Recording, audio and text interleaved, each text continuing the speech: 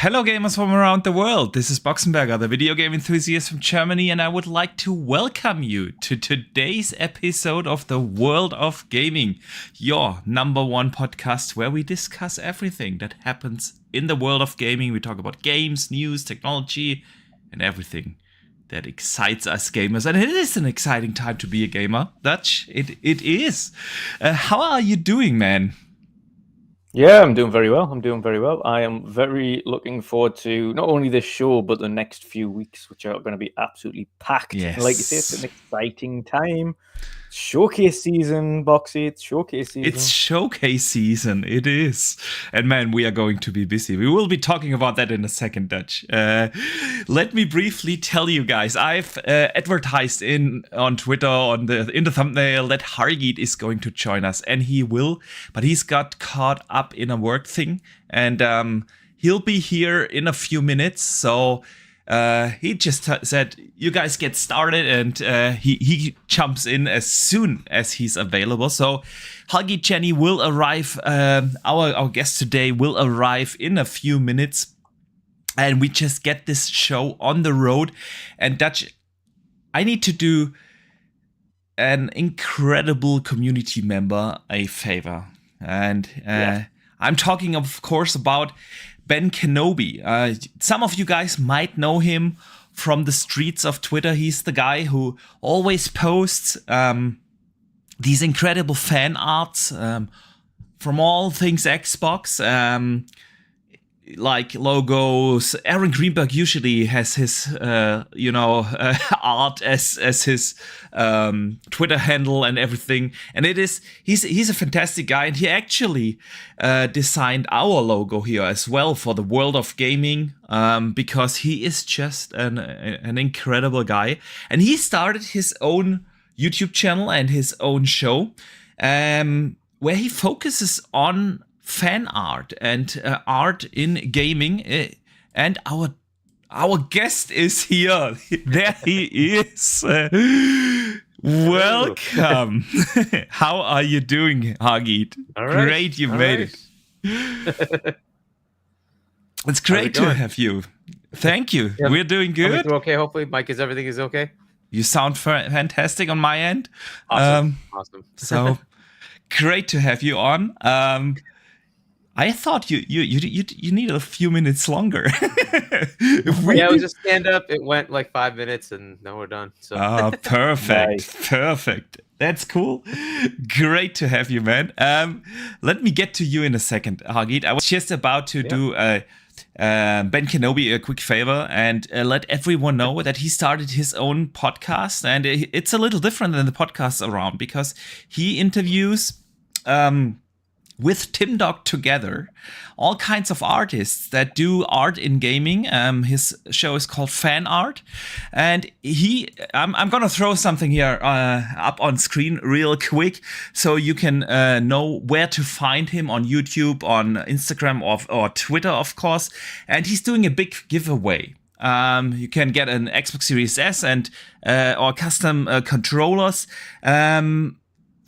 to start his show off, and all you have to do is send in your fan art, a short bio of yourself, and what gaming art means to you. And I do hope you guys support him because he is an awesome guy. He does all this work for free. He helps the community out. He did the logo for our show. He did so many other things for the community, and he most definitely deserves this shout out here today. So yeah, I wanted to do him this quick favor, and you can find the links in the description here down below. So, but now let me properly welcome Hagi Jenny. It's great to have you here on this show. How are you doing, sir? I'm pretty good. Kind of busy, but yeah, I've been in like a lot of podcasts lately. Yeah. I've seen you around, and so I thought, man, why? And I noticed why I didn't reach out earlier to you to come on, because you're not on Twitter. It's like sometimes no social media. Yeah, it is. But it's great to have you on here, and we have an awesome show ahead. There's a lot to talk about, of course. The big ABK news of the week, But there are other things. It's game show season. Yeah, Sony's gonna have their show next week. Xbox is on the horizon.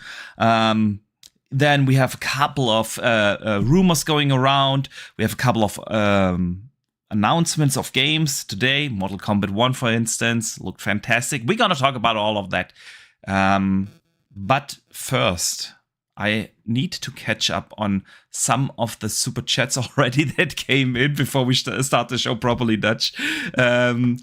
First, I need to say a big thank you, of course, to Sith Lord for sending in the $2. But more importantly, he got out of surgery just in time for our show. And I do hope you are doing well and recover real quick. Thank you. And then we have Lord Metroid, who became a channel member, which is awesome. Thank you, man. Super appreciate that. And then we have Phase 23 BK and Y. He sends in $20 and says, you know, Sony is really confident with the showcase going almost 2 weeks ahead of everybody else and especially Xbox. I hadn't thought about it this way. I thought like, man, they want to own the news for a while. You know, when you drop your show within the same week then that everybody else has to show, the summer showcase, Xbox, Ubisoft, and what else is going on in 1 week, you kind of lose the headlines. Going up front is kind of giving you the edge on you stay in the news for a while. What do you guys think? I'll let Hagi go first on this. Hagi, you're muted. I mean, it is very interesting that they're doing this, right? Yeah. Because it is kind of not normal for them. Absolutely. I think it's partly what you're saying, Boxenberger, is that they want to own the messaging. They need to look. I think they see the writing on the wall. Some way ABK is probably going to happen, and that is going to be big news for Microsoft. And they want to still own the messaging that gaming is here on PlayStation. That's what they want to do, right? What Face is saying is also right? It's not normal for them. They usually wait to see what the others are doing and then make their showcase afterwards. And if they need to tweak things, they will, because we've seen that happen, right? And they made major changes and they tweaked it and put it right up front, right, to say, no, we're not doing what they're doing. Here we go, right? And so there's probably both of those. That they are very confident in what they're doing, and they're very confident in their lineup, but they also want to own the messaging, right? And they want to just set the stage. The rest of this generation, here you go, right? We're going to bring all this. You want to be here, right? Yeah. And I think they're going to have a killer show. It's going to be crazy. I think so too. I think we going a little bit more in detail what we think they might do a little later in the show, but I do agree, Hagit. Dutch, anything to add before we properly start with the actual show? Yeah, I've got to agree. I think it's both. It's both sign of confidence from PlayStation, but it's also a case of wanting to be in the news for as long as possible. And of course, the thing is with Nintendo not announcing anything as yet. If PlayStation went just after Xbox, and then all of a sudden Nintendo say something, then Nintendo could jump in because they could announce some form of remake or some sequel to like a new Mario Odyssey or something like that. And all of a sudden the chat's just Nintendo again. The new Switch, man. They have announced, though. They have something coming during PAX West in early September. I'll try to find the date, but they have announced they're actually going to do a showcase in September, as I recall. In September? Oh, that's a while. Yeah. But I think it literally aligns with PAX West. Okay. Out in Seattle. So Nintendo 2023 showcase. That is interesting because usually they announce their show, their treehouse events and everything almost like the day before or 2 days before they actually happen. I know, right? So interesting things happening. Yeah.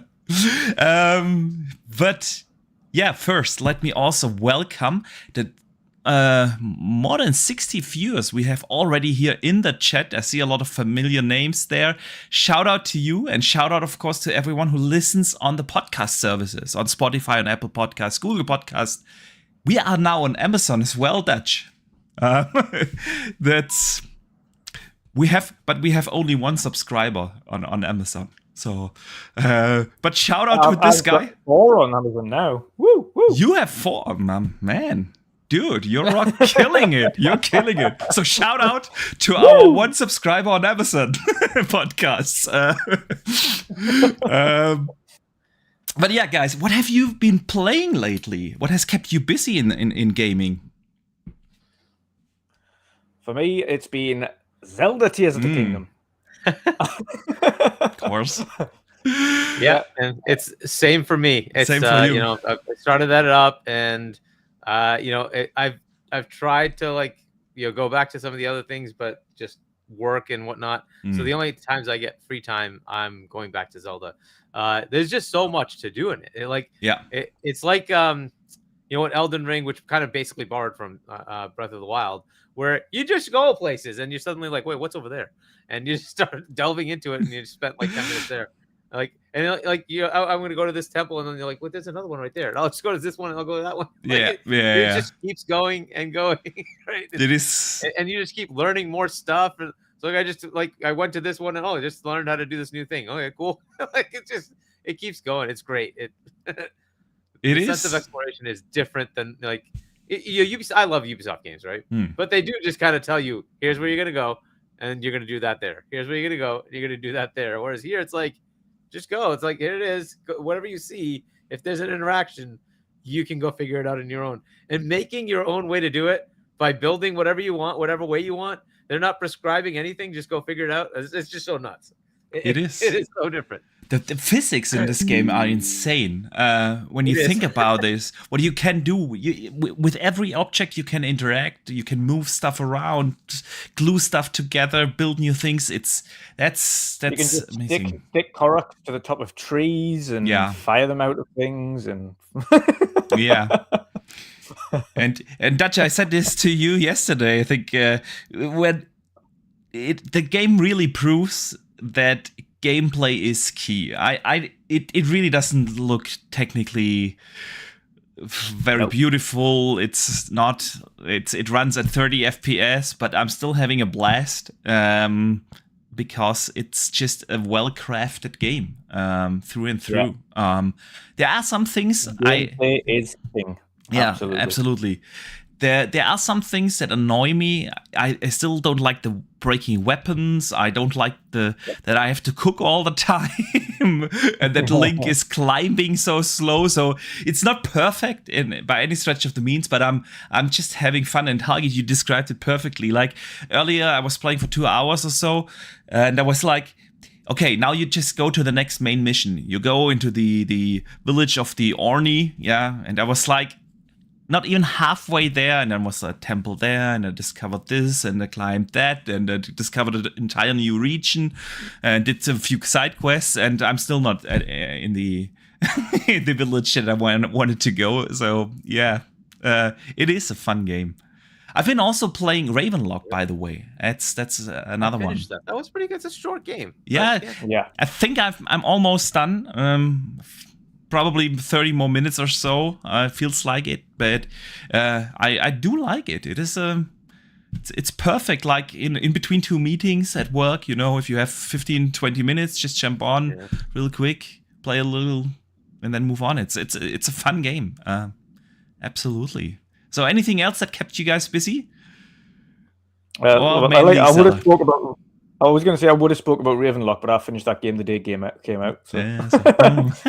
Literally, I was looking forward to it, and then it was 6 hours long for 100%. So I just played all the way through. Loved it, loved every minute of it. And I'm still kind of, because I'm in between, because I've got my Switch downstairs on a little LED monitor, and I've got obviously the Xbox up here. So I'm in between Jedi Survivor and Zelda. And those are the two games I'm going to try, and I put this in parentheses, try and get finished before Diablo comes out and Street Fighter and I lose my life. Oh, yeah. Diablo. Hagi, did you play the beta over the weekend? No, I didn't bother with the beta. I'm going to wait. It's probably not even at launch. I'm just going to wait because there's so many other games that have started. I still have Wolong that I'm playing with friends. And after that, there's Minecraft Legends, which I want to try to play as well. Then there's Dead Island 2 that just came out, Yeah. and then we have Diablo, and it just keeps going with this Redfall, which unfortunately didn't turn out to be great, but Zaka and I've started playing that, so we'll probably just finish that as well, right? So, but yeah, so in the multiplayer games, Diablo is one of them. I'm gonna definitely play it at some point. It's just a question of when. And then there's this whole deal, the ABK deal, and when if it finishes sometime soon, it'll just end up in Game Pass, and it's like, well, yeah, I'll just play it then, right? But because I have such a massive backlog of games, I just want to go through those first. But yeah, I like the beta. It can be fun, like if you want to check it out. The problem with the beta is sometimes it gives you a good slice, sometimes it gives you an odd slice, and like you may not get the game.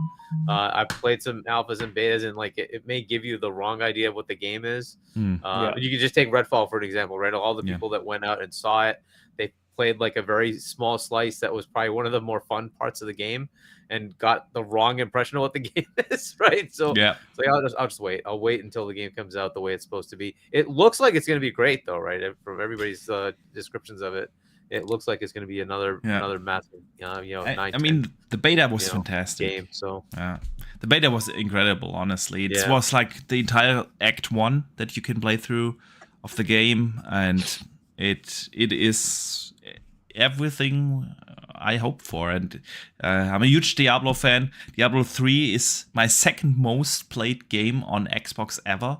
So you know what my most played game is? The Witcher 3. And that game is celebrating its 8-year anniversary today. Jesus Christ. Now I feel old. It is 8 years already. Feel old with that. I mean, 8 years old. So Mario was a new game to me at some point.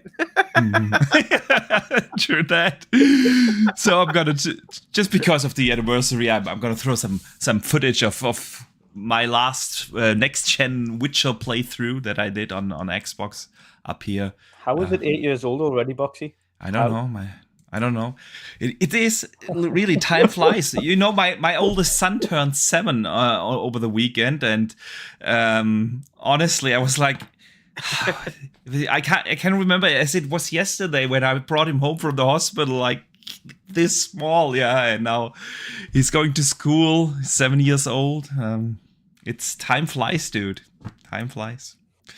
But that's not what we're here for. We are here for gaming and a couple of gaming news, and we're gonna dive into many. But I want to shout out Dronty J and thank him for the $5 super chat. He says, "Hey guys, Zelda needs to be on a better console, and Microsoft needs to get GTA 6 in Game Pass day one."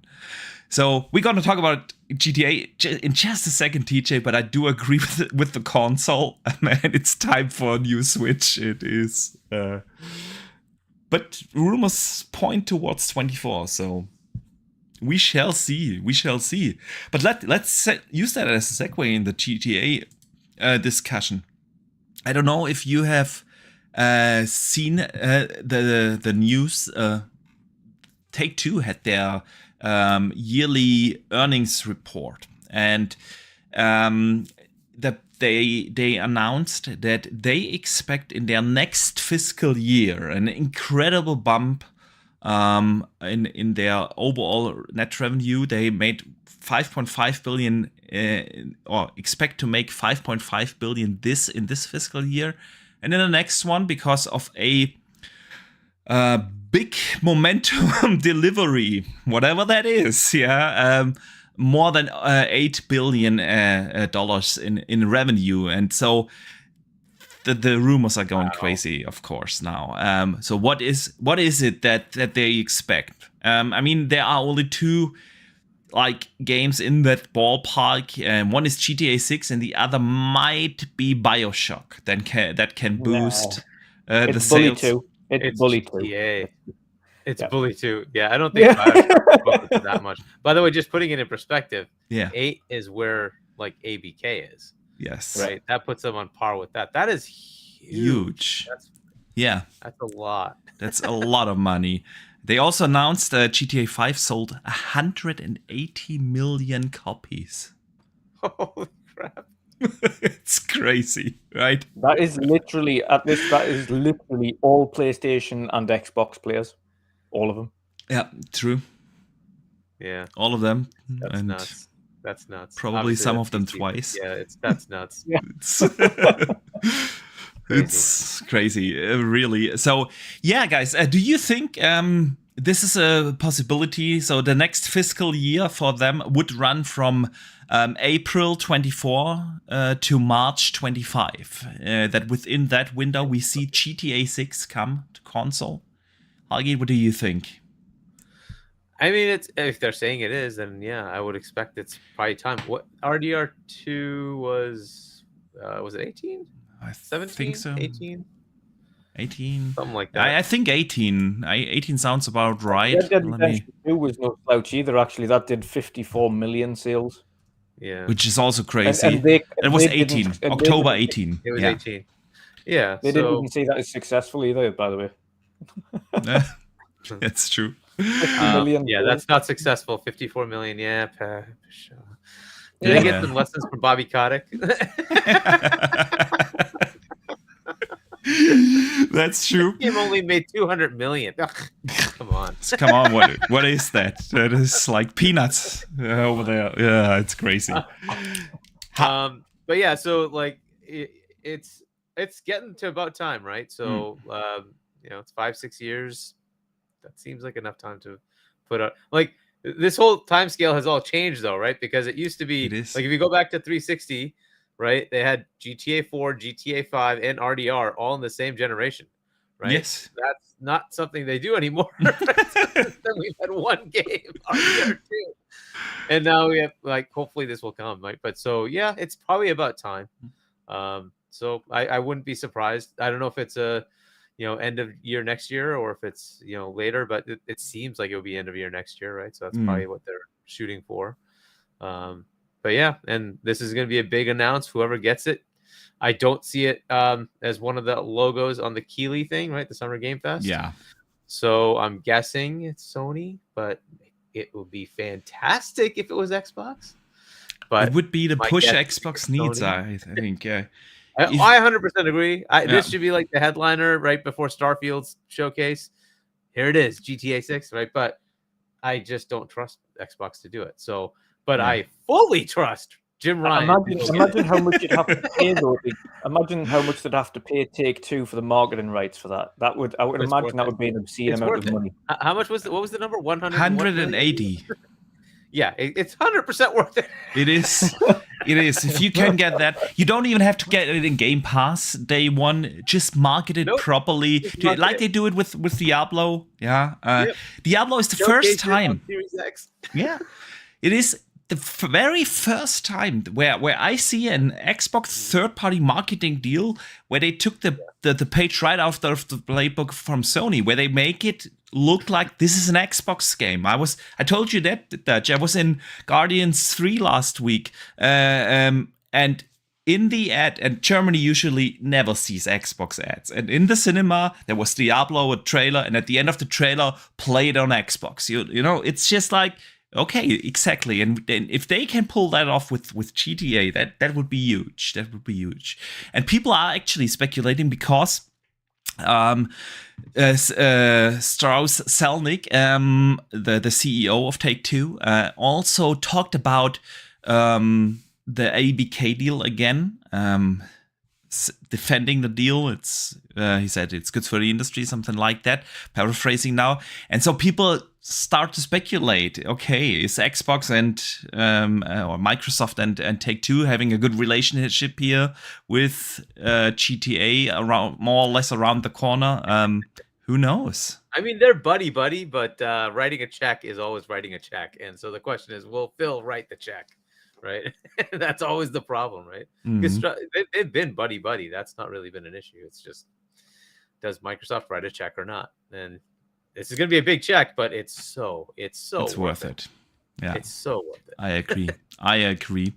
Let me briefly shout out a super chat from Tronty J who adds to the conversation. Thank you for the $10, by the way, man.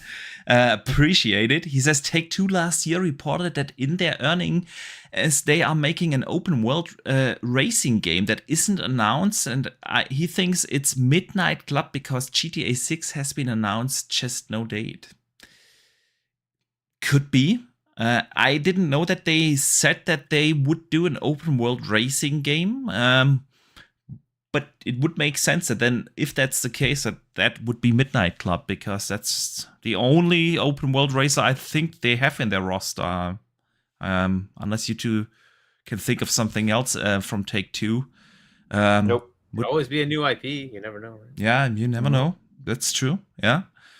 So, another interesting thing during that conversation or that press conference for the investors was, he got asked from gamesindustry.biz if he thinks that we can expect to see updated versions of the PS5 and Xbox Series X and S released, and whether the mid-gen hardware refreshes in the last generation had much of an impact on the company's business. And Zelnick answered, and I quote now, "We probably will, and they did not affect the business very much."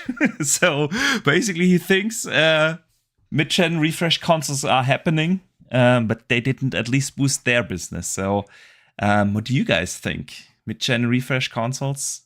Are we going to get that?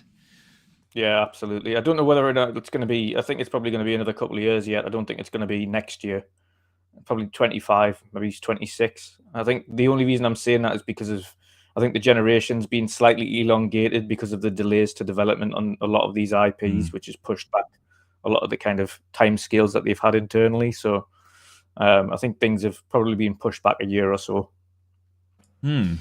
Yeah, it's disappointingly, I think it's kind of baked, right? We hear way too many rumors and way too many well-established people that usually aren't wrong saying that we are getting this.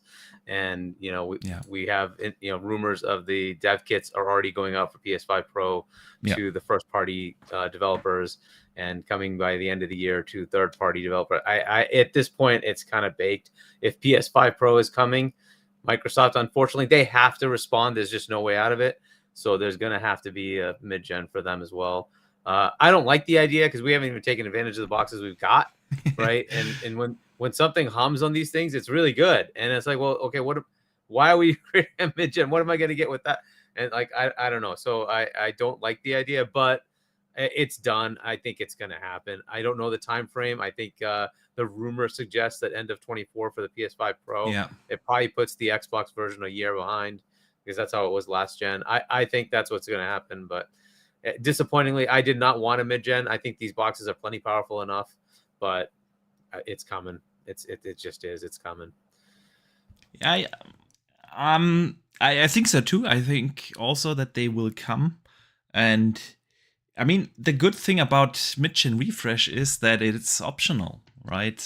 So if you don't feel you need them, you can stick with your base Series X or PlayStation 5 and or Series S, or the Series S. It will be interesting. What are they doing with the mid-gen refresh with the Series S particularly? I mean, it just stays the way it is, right? So it's going to stay the low end. And then you'll have the Series X. The question is, do you need the Series X at that point? Would you just supplant it with the next one?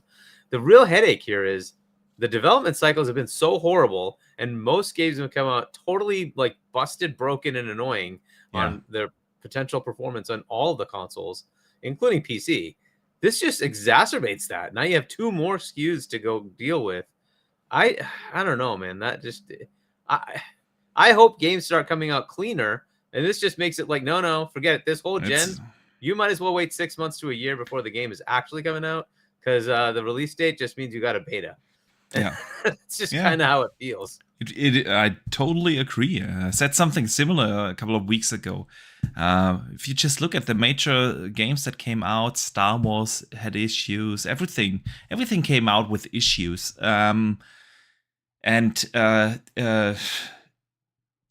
You're absolutely right. Partly you can blame cross-gen, but we are kind of moving on from that now, and we still see the issues. Yeah, and adding 2 extra SKUs to develop for is just extra work. That is true. So I don't think they do a mid-gen for both consoles. I think they will upgrade the Series X and leave the Series S just as it is. But yeah, we shall see. I mean, one thing is exciting. New hardware always generates excitement in the gaming community. Yeah, gives us content creators stuff to talk about, to be excited about. So for that reason alone, I want it.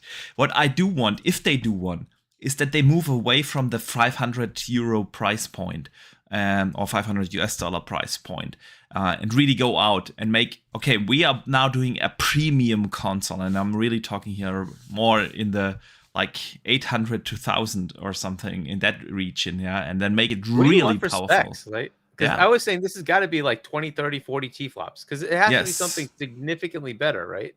So what would you want? Yeah. I would love to get, you know, in the ballpark of 4080, something like that. In between 4070, 4080. How much is the 4080? Is that like 60? Is that right? 60 T-flops, something like that?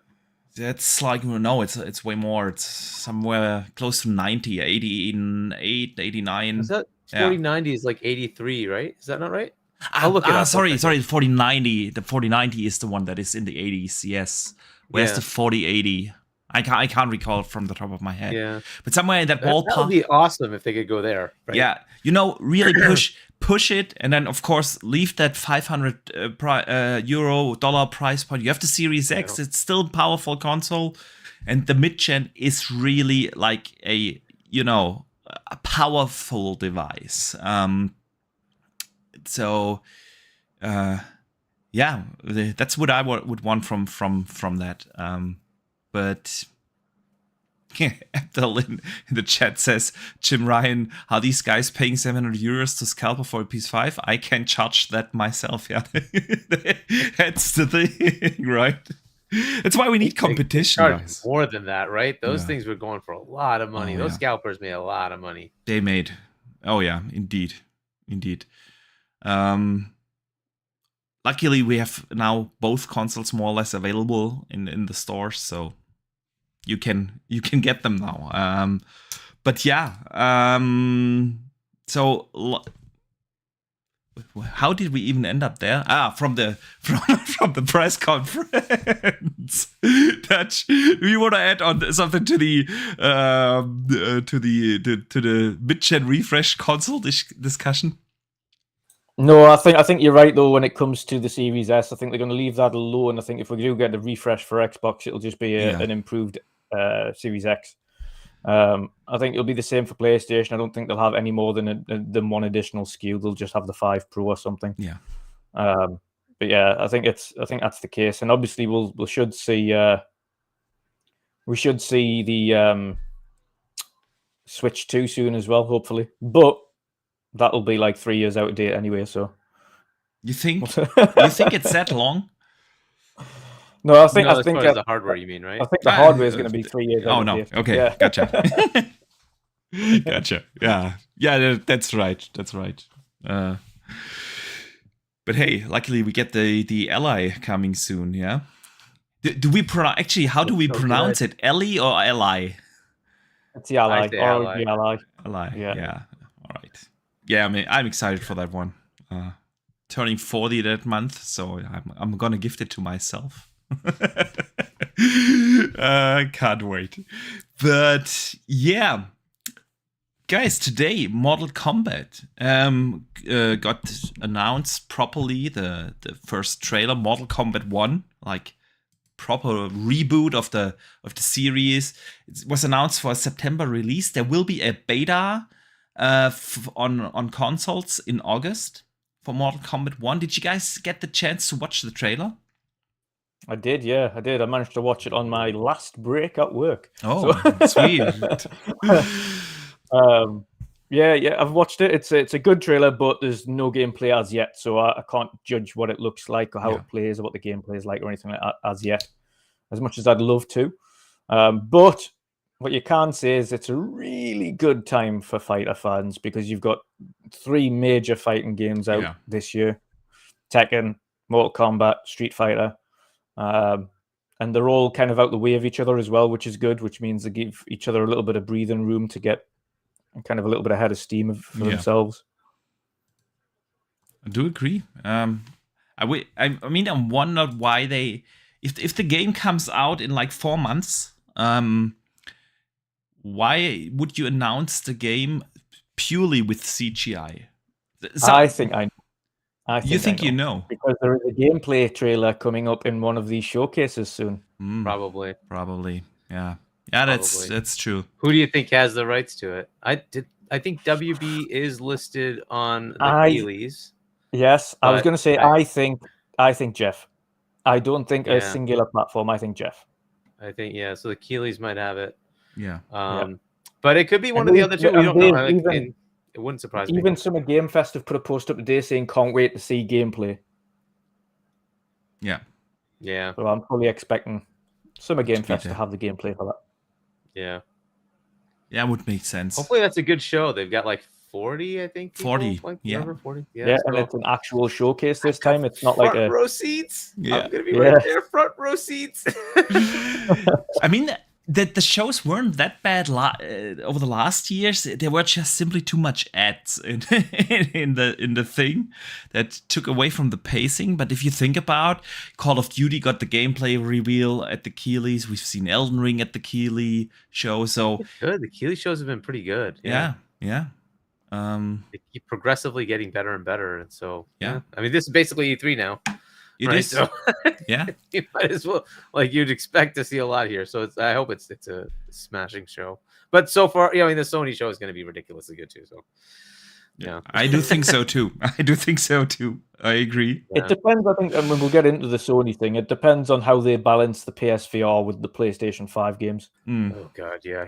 That part is going to be so boring to me. Like, oh, you're going to talk about this crap that I don't care about. Let's just get into this.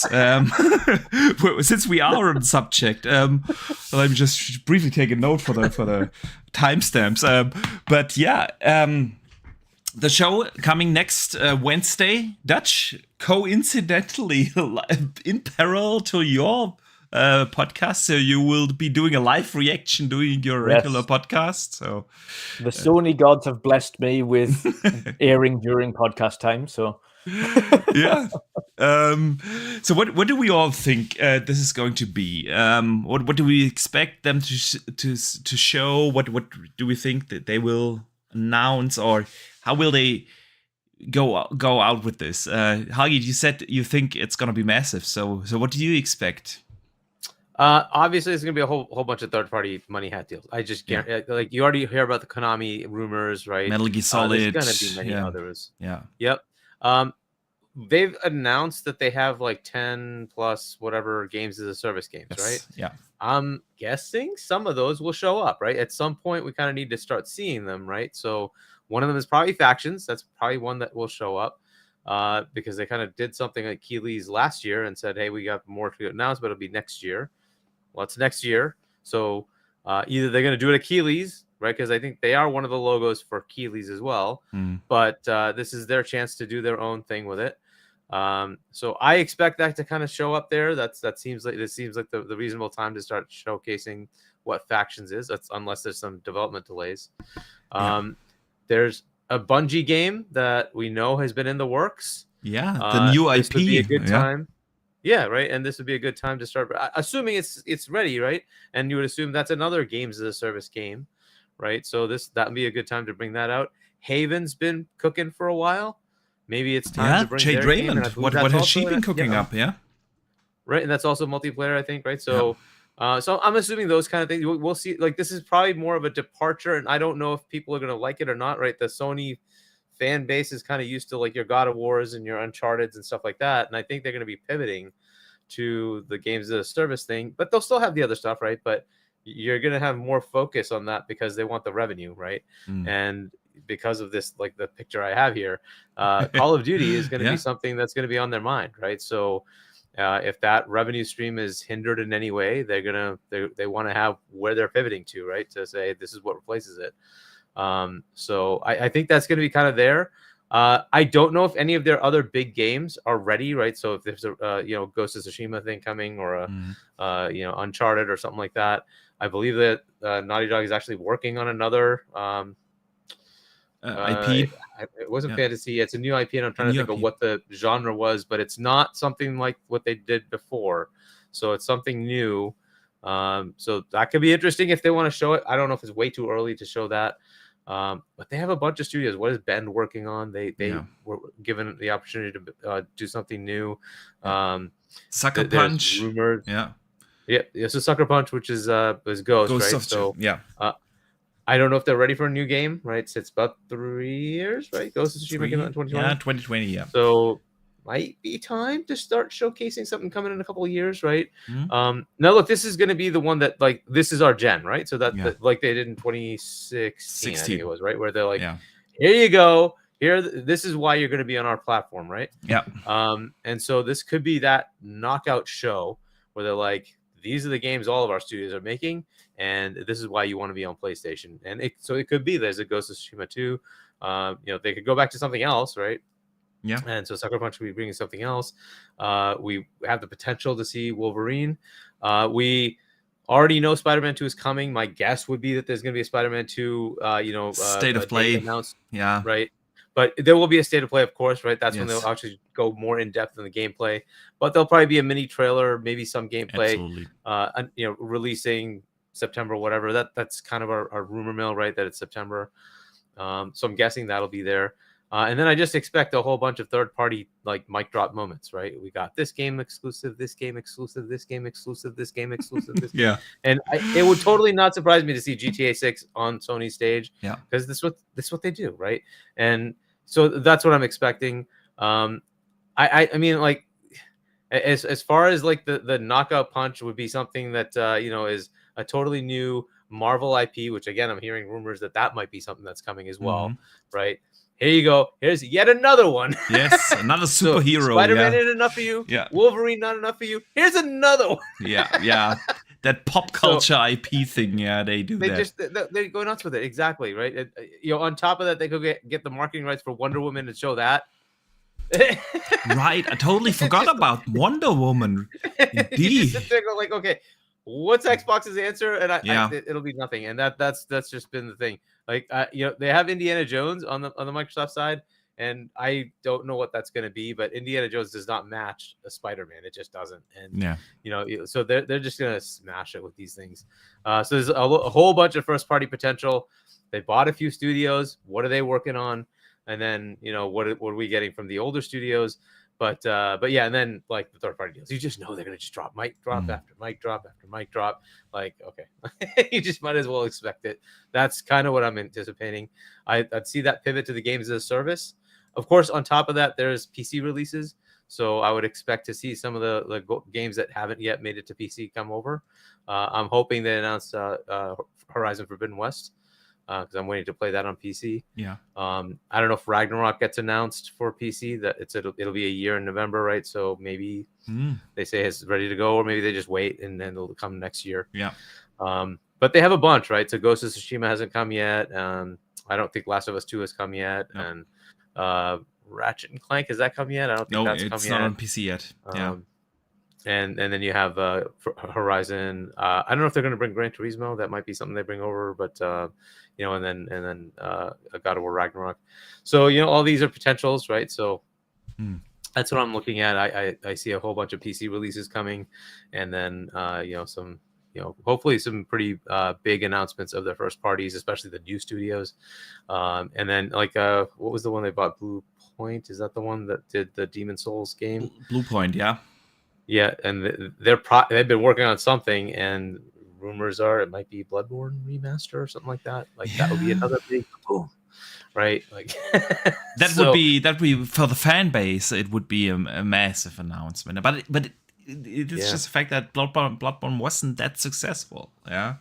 Yeah, I think over time they said it sold with like 5, 6, 7, 8 million, so that's not bad. But I don't know. We'll see. But I'm guessing those are the things, right? They're looking to make noise, right? Yes. And those kind of games will make noise. Yeah. So that's what they're looking to do, and so yeah, I expect that it's going to be a whole bunch of very exciting stuff, right? That would be my guess, right? But in the middle of that somewhere, there'll be a VR2 baloney little. Oh my God! There you go. let's hope it's not too long. When is this done? Yeah. The thing. I'm being very unfair. to those who love the VR stuff, I'm sorry, but it just blows over me. It's like, are these games that I can play that aren't like they're gonna require VR? If they are, well, yeah, you have fun. If they aren't, okay, cool. Then let me know when I can play them normally. Yeah. The thing is with the VR, I mean, it isn't super successful. We all know that, low sales numbers and everything. And even though the technology itself is great in itself, but if there's just no content, you have to have these. And I don't, these system sellers, and I don't think they have that yet. And let's hope that they are not trying to focus too much on VR too, just to get the sales numbers up to some degree. But yeah, let me Dutch, before I get to you, let me briefly shout out Dave Ramos for sending in a $2 super chat. He says, "Great show, even better guest." I absolutely agree. And he says, "Hit that like button," and that's a good point. All these other podcasters always tell me I don't do it often enough to just ask for the chat to hit the like and subscribe button if you're new. So yeah, guys, if you could do us a favor, it really helps these little shows out. If you do enjoy our podcast that we do here each and every week, just hit the like button. It's free and it really helps the show out. And if you do enjoy the conversations, of course, we would appreciate you also hitting the subscribe button. But yeah, so thanks for the support. And then we have a Phase23 BKNY says sends in a $2 super chat. So first, thank you for that. And he says, "Haryeet, you waiting years to play greatness." That's fine. I don't have FOMO, thank God, so I don't care. I haven't played Cyberpunk yet.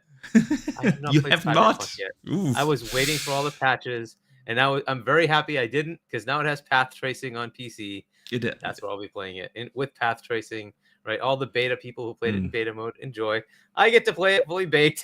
So there's DLC coming for it. I assume sometime in the next couple of months, right? So, so I'm gonna play it fully baked with path tracing. So, this is the way it is. I haven't played Hogwarts yet. I still have that to play. So I put in a few hours, and I haven't gone back to it yet. So I'm okay with this. I don't care. It's fine. I have so many games to go through. So.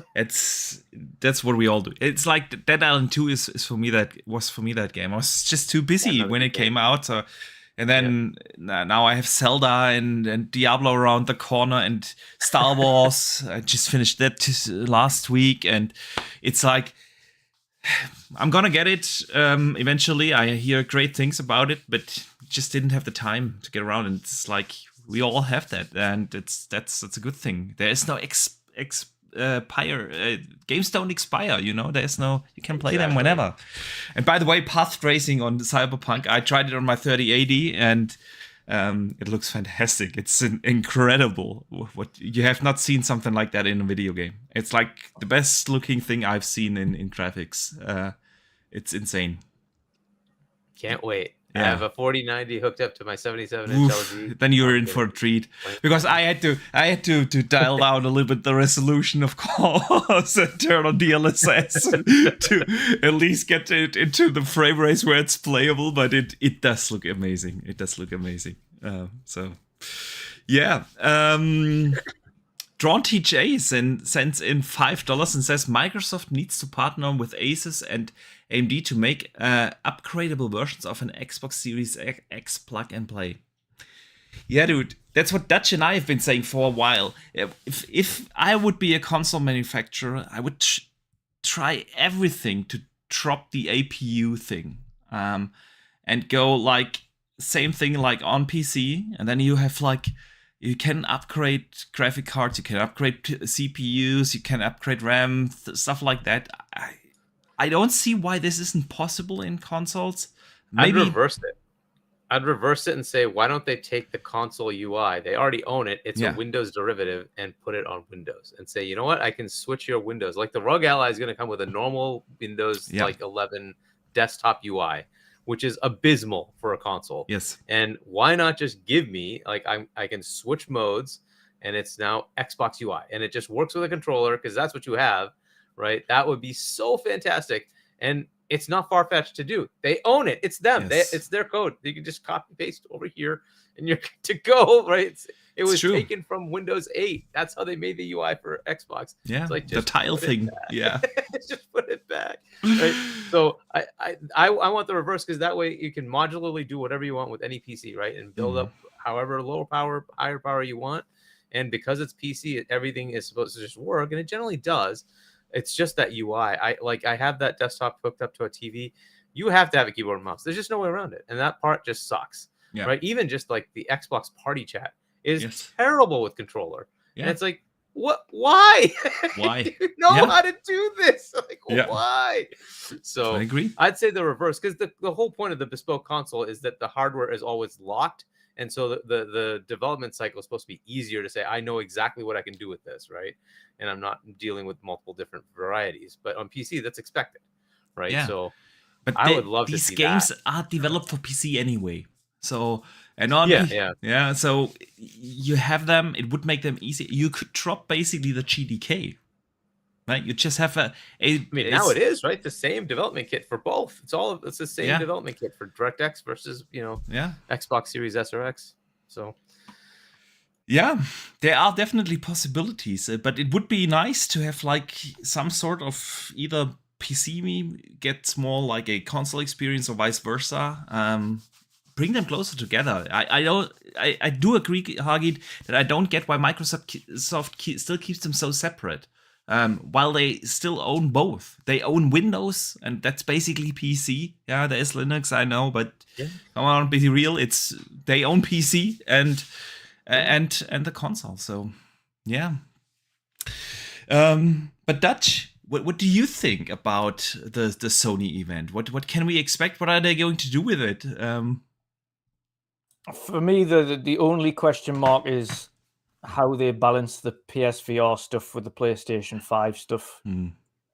Because they could, and again, like PSVR isn't a big chunk of the audience. As much as people are excited for PSVR stuff and where it's going, it's not a big chunk of it. But they also want to make sure it's there. So how do they balance that with the big announcements? Do they kind of just mix it in between? How many are going to be there for PSVR? They can't have too few, but they can't have too many. Too few and it doesn't look like it's being supported. Too many and then it looks like the PS5, like the main AAA games aren't like the focus of the show. So it's going to be a hard balance, and I don't think it can go 50-50. I think they need a slight kind of advantage, or if not a more than advantage for PS5 games and what's coming out there. And it's only an hour long. So it then begs the question that how many, and this is PS5 games, PSVR 2 games, and third party. So the balancing act that this showcase is going to have to do in 60 minutes it's a difficult one for them to figure out. But for us, there's going to be some intriguing things on there for sure. I think there's a possibility we'll get a glimpse at Ghost of Tsushima 2 with it being a sequel. Much like God of War Ragnarok, it's a lot easier to kind of put that out there. They've already got the assets and everything pretty much ready from the last one. They've already had a PS5 upgrade for Ghost of Tsushima. So they have already worked on that. They've already worked on kind of some of the basics from the DualSense features and things like that for it. So they've already got that sorted for a Ghost 2. So I think that's definitely something that could be there. Maybe a little bit of an extra glimpse at Death Stranding 2 gameplay. Maybe. I'm wanting to see Corey's game, but whether or not it's too early, is a whole nother thing. Essentially, I think Corey doesn't, and he's mentioned this a few times. So has Neil Druckmann recently. They don't want to be showing their games too early now. They've said that a few times in most recent time, mainly due to the way that fans react to games being shown off. I thought that was Neil Druckmann who said that. It was both of them, yeah. And, Neil Druckmann and maybe said it's just because he's in the background of well, Hagid now, but yeah, it was both. Both of them said it. Both Neil and Corey both said the same thing. So yeah, it's a it's a we'll see. I think we'll see Factions, but I know Factions isn't the only game that Neil and the team are working on. That is one of them. Same applies for Sony Santa Monica. I think obviously Corey's game is the one that is currently in full steam ahead, but they have another team that are working or have begun work on whatever the next title is. So I think Corey's game will be the one, if we do see it. Could be there, but he hasn't mentioned anything. Yeah. It's hard to know what else Sony Bend. We could see what they're working on. It's been a while since Sony Bend have had a game out. When was Days Gone? 2019, right? 2019, so it's 4 years. So it's something. A possibility. Yeah. There's a few. But primarily for me, to be honest, obviously I think we'll definitely see Spider-Man. We'll see full gameplay for that. We'll probably get a better glimpse at Venom. But I don't think they'll show off kind of a Venom fight or anything like that, because I think they want that as the kind of big reveal, as it were, for when you play the game. I don't think they want to spoil too much of the story elements or some of the characters that show up. We've already got a glimpse at Venom in the trailer, so the original. We know he's in there, and that's enough. Yeah. So yeah, it's a case of what else, and Hargeet mentioned it exactly there. It's all the big money bags that they've got. Which ones have they claimed as exclusive for the platform? What third-party tie-in deals have they got?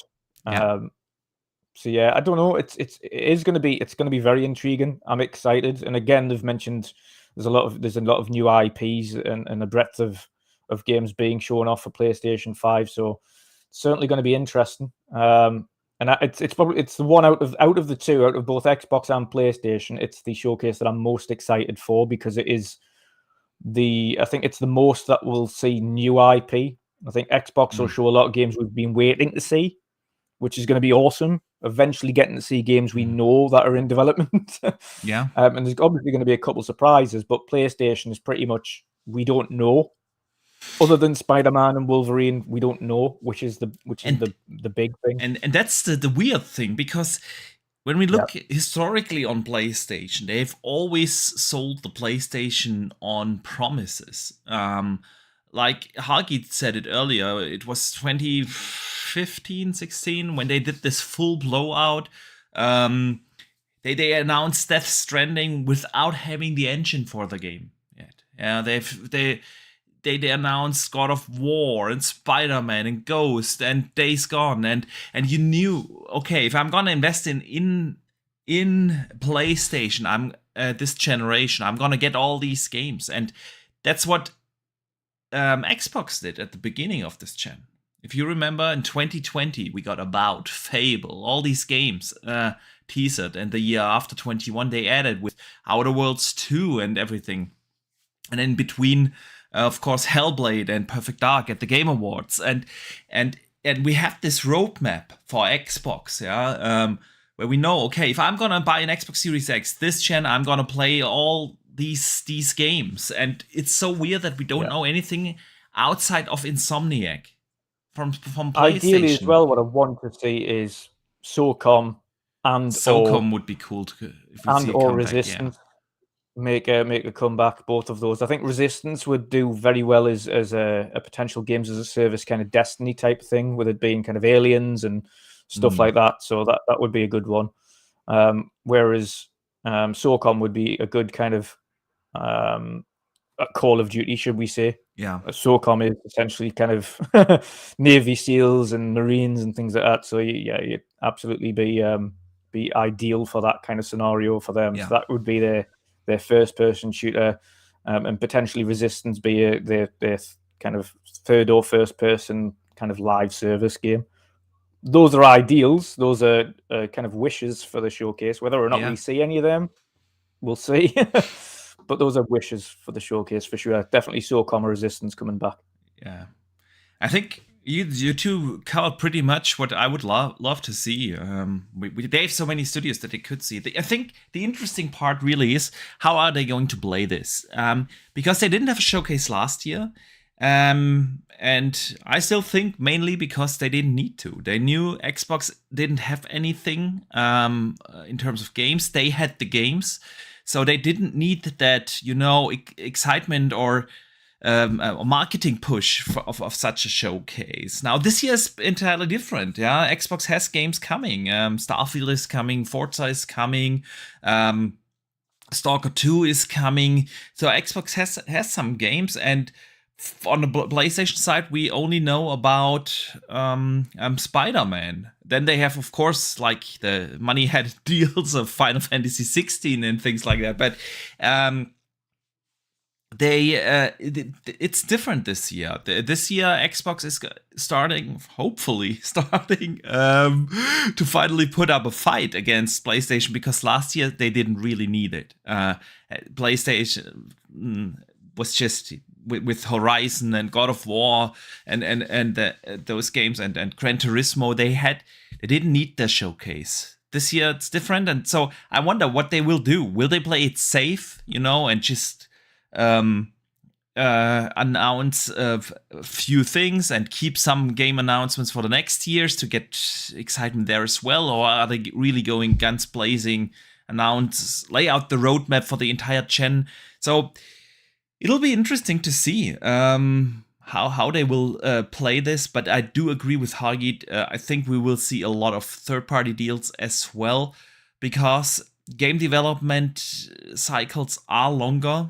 That's just a fact. And similar like last gen, Sony also has these tri-streaks. If you think about the beginning of the PS4 generation, we called it D&D Station. And the big bangers didn't start to come out before 2016 with Uncharted.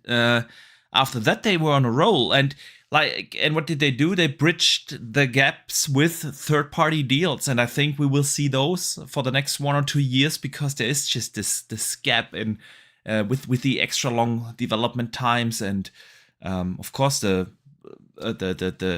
delays from the pandemic still carry over in the development cycles. Yeah, then you have to add 1 or 2 years to every game. So yeah, it will be interesting for sure. Because, like I said, and you said it as well, Dutch, on the contrary side, on the Xbox side of things, we know of a lot of games. Yeah, they have announced a lot of them. We haven't seen many of them, but we know. Yeah, it's a case of which one are we seeing, as opposed to with Sony, it's what. Exactly. And a lot of studios have new IPs, obviously, in the making. You mentioned a couple of them. Corey is working on something new. Ben Studios is working on something new. Naughty Dog is working on something new. And not just a sequel. So, yeah. I think next week is going to be awesome.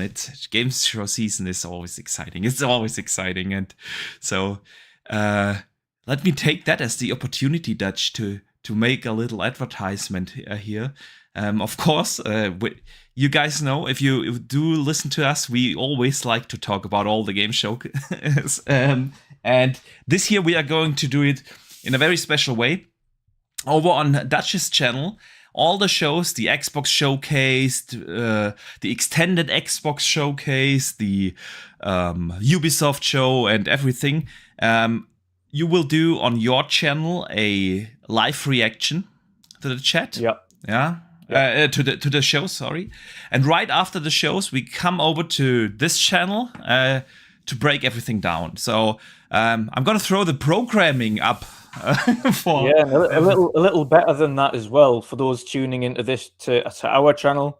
You don't have to move. You don't have to click a button. Everybody gets transferred directly via redirect straight over to Boxy's channel. So when we finish, Boxy will already be starting soon. So we can just divert everybody that's watching straight over to Boxy's for the post-show reaction. And you don't have to do anything. It will be done automatically for you. So super easy and convenient. Just sit tight. So you see here the programming for the World of Gaming and the Showcase week on. We do after all the shows, so after the Xbox show and the Starfield show, by the way, directly a post show to discuss with Pong Soul and I Steel Rain, the Living Split Screen guys, everything that was announced, and we're going through that. Dutch and I will be also discussing after the Ubisoft Forward on June 12th, everything that Ubisoft announced, and then June 13th, we're gonna do a post show here with Kay Asante and Luke Steele to discuss everything from the extended showcase. And the big thing is on Saturday, June 10th, the day before the Xbox showcase. We're gonna have the biggest prediction show on YouTube. I'm gonna call it. We have 15 creators from Randall Thor. Gaz will be here. Lord Cognito, Miles, Ainsley from Season Gaming. We have Joe. We have more than 15 creators. More than 15. Jess Corden is gonna join if he's not flying to LA. So he said like, there's still a chance he's going to LA. In that case, of course, Cog will be in LA with me, so he would probably just be joining you remotely. Yeah, he will be joining live from LA. If you Hagit, if you want to join as well, you're heavily invited. The show is going to be a drop-in, drop-out show. So people will come in, for a couple of minutes, give their expectations, and move on. And we have like everyone. The Xbox era guys, John is gonna be there. Funny Speculation, Math is gonna be there. Kay Asante, Mo, Pong Soul. So Boom, Mr. Boomstick is gonna be there. It's gonna be a crazy show. And of course, if you wanna join us, we would be happy to have you. I will send you the details so you can think about this, man. Yeah. Yeah, so we are going to use that as a segue into the whole discussion. What could Xbox show? So since we had talked about PlayStation, of course we have expectations for Xbox. We're not going to do predictions just yet. It's a little bit too far off. But what do you guys think? How Xbox, or what Xbox needs to do in order to not just compete with Sony, of course, but actually to gain the mind share back. But before we discuss that, I need to catch up on the supers. Drawn TJ sends in another $5 to follow up on his first one. He said, what I also meant to say was that you have the normal Xbox Series X and an upgradable one for $800 to $1,000. He was referring to, of course, his first super chat about the upgradable series or consoles, where Microsoft could partner with Asus or AMD to make upgradable consoles plug and play. Yeah, man, different versions like they do now. It's kind of would make sense, if not for the mid-gen refresh consoles, for the next gen. Do something like that. And then he follows up with a $2 super chat and says he wants to see gameplay of State of Decay 3. So what do you guys want to see from Xbox? Not just in games. What do you think they need to do to compete with Sony? And after the not so positive press lately, what can they do, Hagit, to come out swinging with this Xbox showcase? So I first is what should the format be, and hopefully they continue with the idea of the showcase is just games, and we don't talk about anything else, right? So if there's any other announcements, do that outside of that. One thing I'd love to hear about is Family Plan coming to other territories, but that can be done outside of so the showcase should just be games, wall-to-wall games, right? That would be for the extended showcase, like Family Plan. That's the extended showcase. Perfect, do it there. But usually the extended showcase is looking into specific games more in depth, right? But fair enough.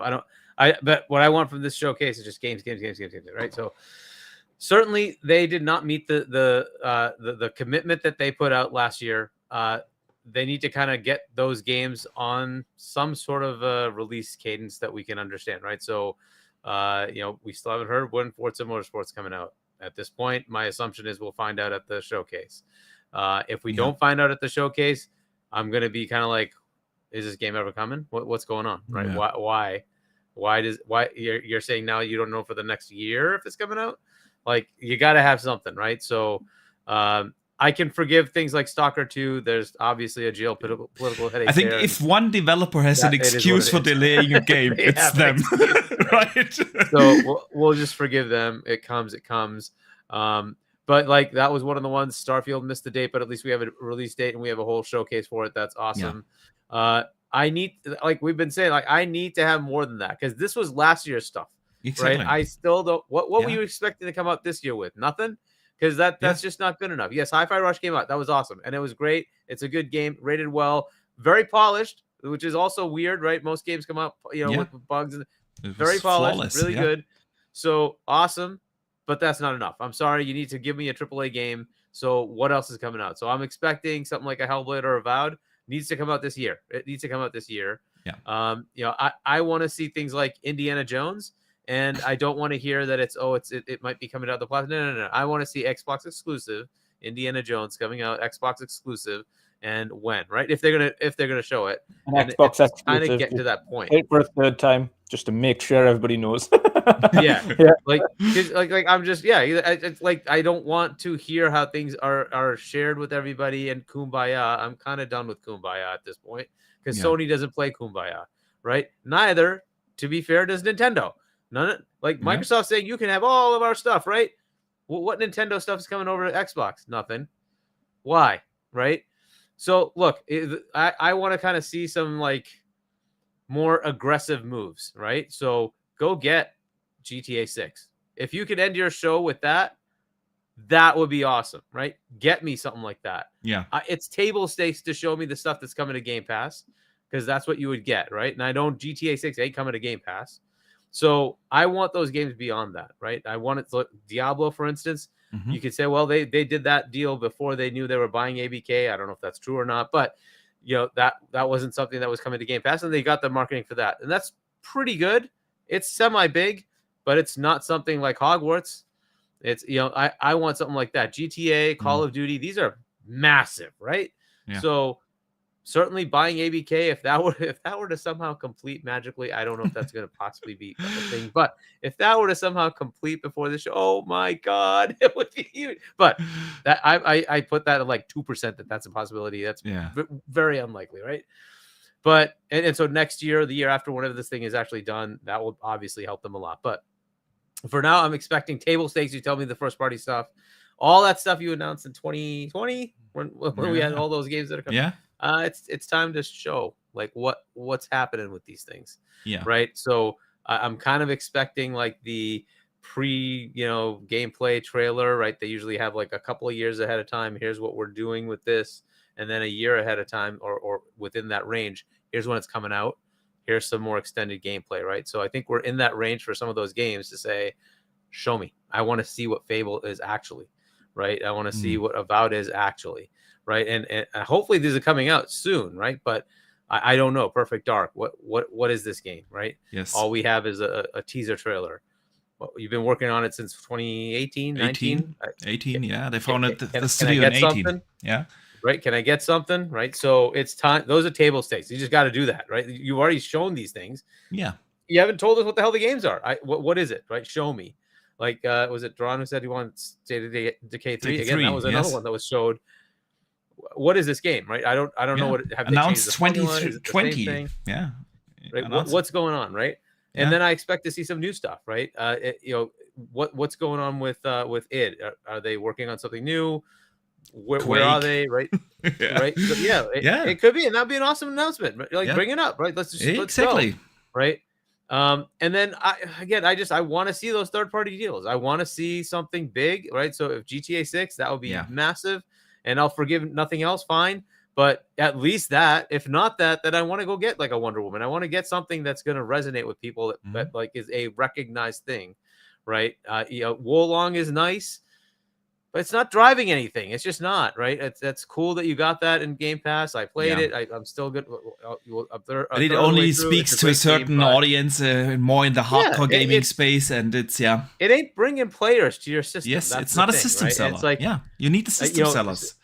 For PlayStation to put out ads saying PlayStation 5 exclusive Hogwarts. How many people bought the goddamn game there? How many bought the console to say, I gotta have a PlayStation? This game, I gotta play it. Like, dude, that's what you need. Like, you got to have that. You got to have that. As he stated in that Kind of Funny Games interview, right? Having just like Starfield be an 11 out of 10, that's not going to drive people to the console. There might be a small share of people that buy the console, to play that game, but it's not going to make a huge dent. Yeah. You need to have a whole bunch. You need to have zeitgeist. You need to move the needle, and to do that, you have to get association with these big games.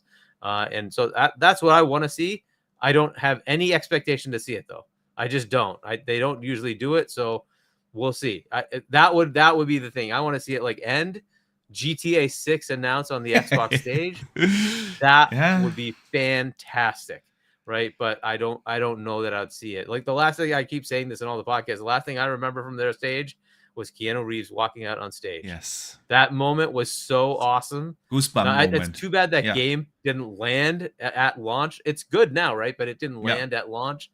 But good God, having that, marketing rights, showing that trailer, Keanu Reeves is in the game and he walks out of dude.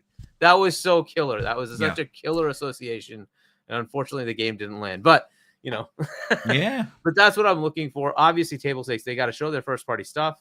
I got to see these games. They got to like show me some gameplay. When do hopefully they can say release date for this is March or is November or whatever, right? Mm-hmm. They got to get me some release dates for some of these things, and then tell me when you're going to show me some gameplay for these things. Like I like it's 2020. You announced them. Like there's nothing. Like come on, at some point we got to see something, right? So that's kind of it. I want them to go tit for tat on the third party money hatting, but I know Phil doesn't like to do it. So probably not going to happen. You're right, man. Is it okay if I know it's impolite to being as the host and just go in, but go on. Thank you. You speak from my heart. Honestly, I totally agree. I've said it a few times now.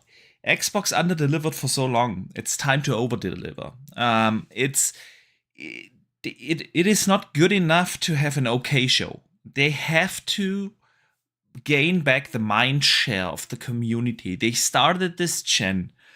They had the power narrative. They had the games narrative. They had the excitement was around Xbox. It wasn't around PlayStation. The PlayStation 5 launch Xbox could have exploited that if they would have been a little bit more aggressive, taking the gloves off. Because if you guys remember all the communication problems that they had, let's call them what it was lies. With cross-chain, they lied to us. They raised the game price. They were one of the first to raise the game price. They started this gen by, here's the next gen tax, And it is like the mind share of the gaming core gaming community was with Xbox at the start, and then they launched the console without any games. They didn't have games for what I want to say almost 10 months till Forza Horizon 5 came out. There was Psychonauts, I know, but that was still multi-platform, So and then they had Forza and Halo, and that was it. That's it, this gen. And we are 2.5 years into this gen now in terms of bigger games. Yes, there were the Pentiments, but let's be real. We didn't buy the console for Pentiment. Yeah. So it is. And then there was the hope with Redfall. Okay, this is now the start, awesome. And then we all know how that went. So now it's time for Xbox to over-deliver. They have laid out a great roadmap. It's the future, in theory, looks still exciting. Fable, Avowed, Perfect Dark, Hellblade, State of Decay, all these games. It sounds perfect. Sounds amazing. Plus all the studios we don't know. In Exile. Yeah, what is Compulsion working on? We have... you mentioned it, but there's also Machine Games, Wolfenstein 3. Yeah, where's that? So there's a lot of stuff. Machine working on Indiana? I think that they're working on Indiana. They're working also on Indiana, but it's an interesting one. It is an interesting one because when did they announce it? 2 years ago, I want to say in 21, and all the rumors pointed towards, that's more or less when they started development on that game. So the question really is, what did they do the last 4 years before the announcement? Because Wolfenstein 2 came out in 2017. So yeah, they had to be working on something in during that period of time. And Todd Howard is probably mainly busy these days with Starfield, and he is the director of Indiana Jones. So I don't expect that game to be that far along. But if not, and it's been in indie that they have been working on all these years, then it's time to show it. Yeah. So what they need to do is they not just need to show of obviously gameplay for the games that they have already announced, but announced also a couple of great new exciting games. Compulsion in Exile, whatever. I agree there, Hagit. You said that too. I also want them to show finally gameplay running on Xbox hardware. It's like as much as I love the ecosystem approach that Xbox has. We are not the console anymore. We are an ecosystem. Let's be real. Cloud is still super small. It's not important or relevant right now in the bigger picture in gaming. Doesn't matter what the CMA says. Yeah, it's just not. And PC is owned by Steam. That's just how it is. Yeah. So and the core game, what made Xbox big is console gaming, and the console gamers feel like second-class citizens. And as much as they always talk about Sony not being the main competitor anymore, Amazon Luna is not your competition. Yeah. It's PlayStation. It doesn't matter what. I don't want to hear these phrases anymore. PlayStation is your main competitor, and they are not playing nice, so neither should they. I want both of these companies to fight for my wallet. And that's not with Kumbaya, what you said.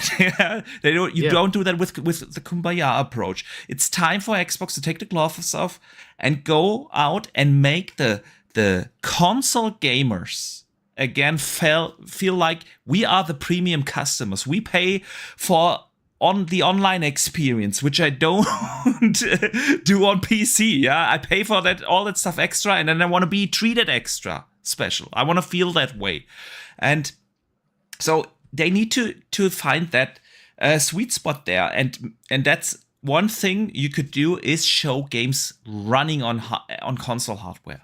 That really helps. Show us what we are actually getting. And the last thing you said, Hagit, I fully agree. Starfield and Forza are not enough for the rest of this year because Starfield has been delayed twice. And people have been coming at me for saying that. But it has been delayed twice because the first release date was 11/11 last year. They delayed it to the first half of this year. They promised us you get to play this first half. And then they delayed it into the second half. So they have delayed Starfield for 2 times already. I was supposed to be playing that last year. So as much as I'm excited for it, and it's my most anticipated game this year, it's not enough. I want another big AAA, like you said, an Avowed and Hellblade, whatever.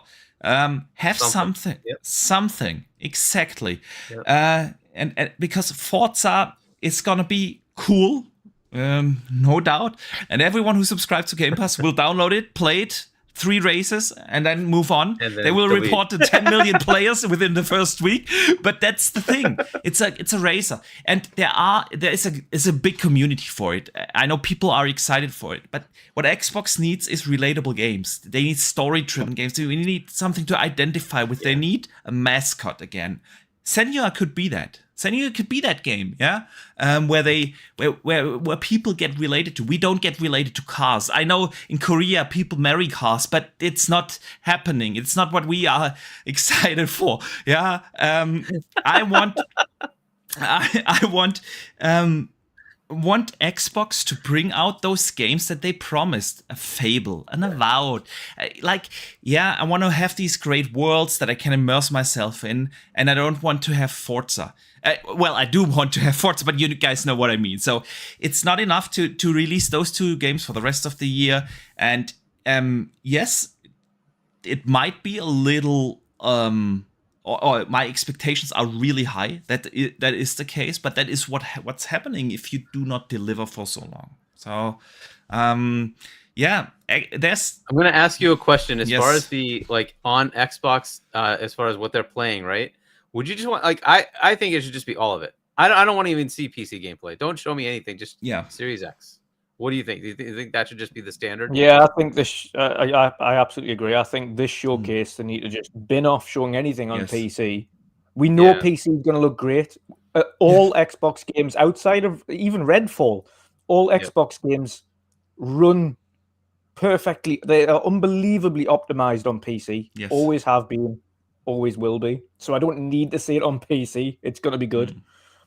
So show it on console. Console is the key. It is the key performer for Xbox as a platform. It needs to be shown on Xbox.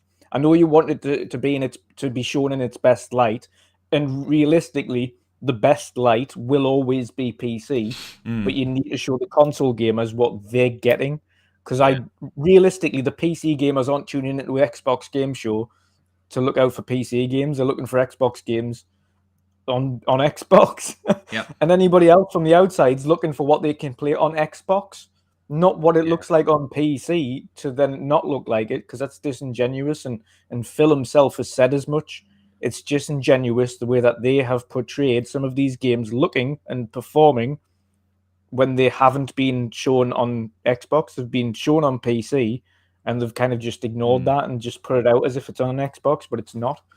So Hoggit, I absolutely agree. It absolutely entire showcase needs to be just Xbox footage. Xbox, right? Yeah, like that just needs to be the message out to them, is like no PC footage, right? Extended showcase if you want to show both, fine.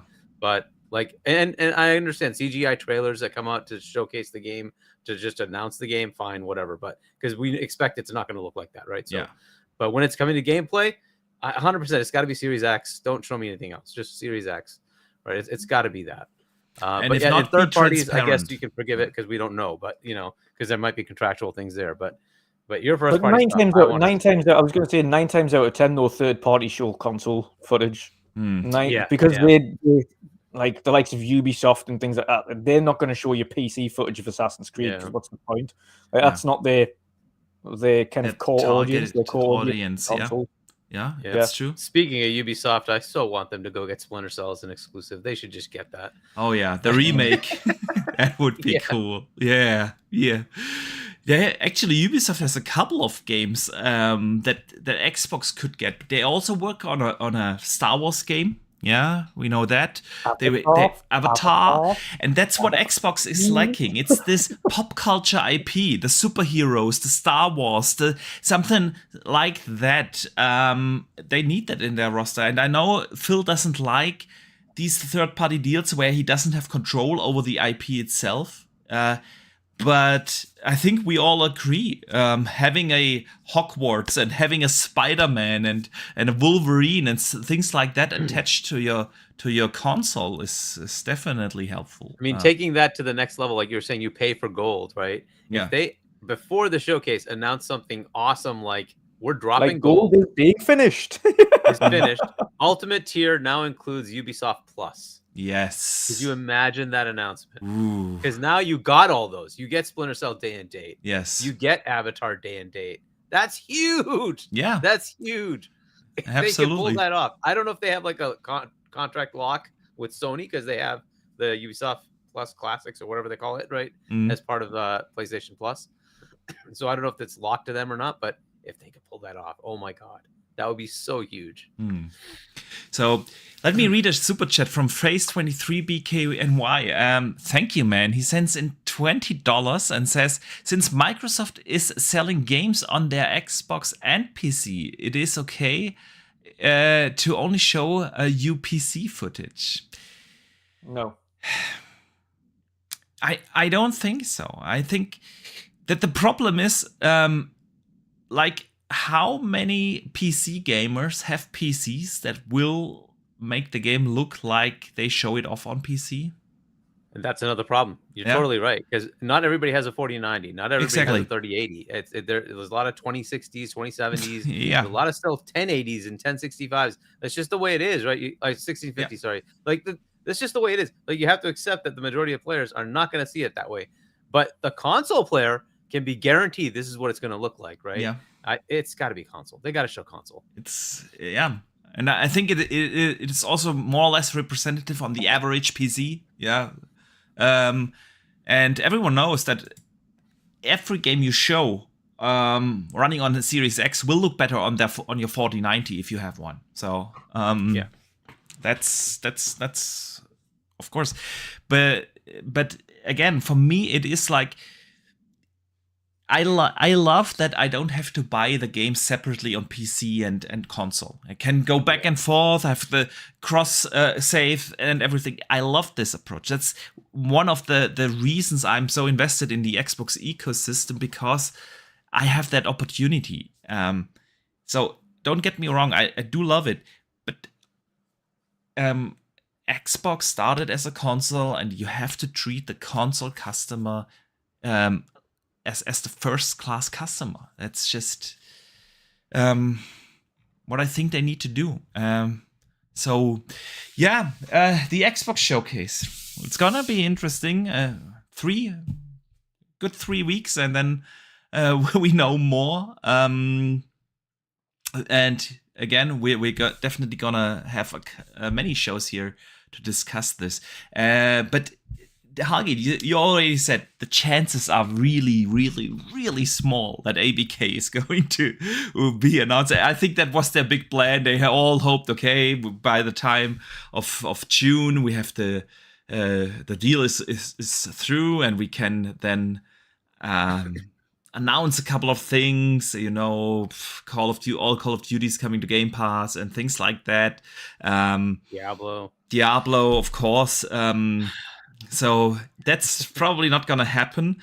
But there were still quite some news this week. And I think we all want this ABK thing to be over. So it's been dominating the news cycle for the last 1.5 years. But this week, we actually made a big step. There was really something big happening, because the European Commission has approved the acquisition. They, for those who don't know what exactly happened, the EU's investigation into the deal indicated that it would not harm rival consoles, and I'm quoting now, and rival multi-game subscription services. It could harm competition in the distribution of games via cloud game streaming services and in the supply of PC operating systems. To address these concerns identified by the European Commission, Microsoft offered the following licensing commitments with a 10-year duration. A free license to consumers in the European Union, in the EEA, that would allow them to stream via any cloud game streaming service of their choice all current and future Activision Blizzard PC and console games for which they have a license.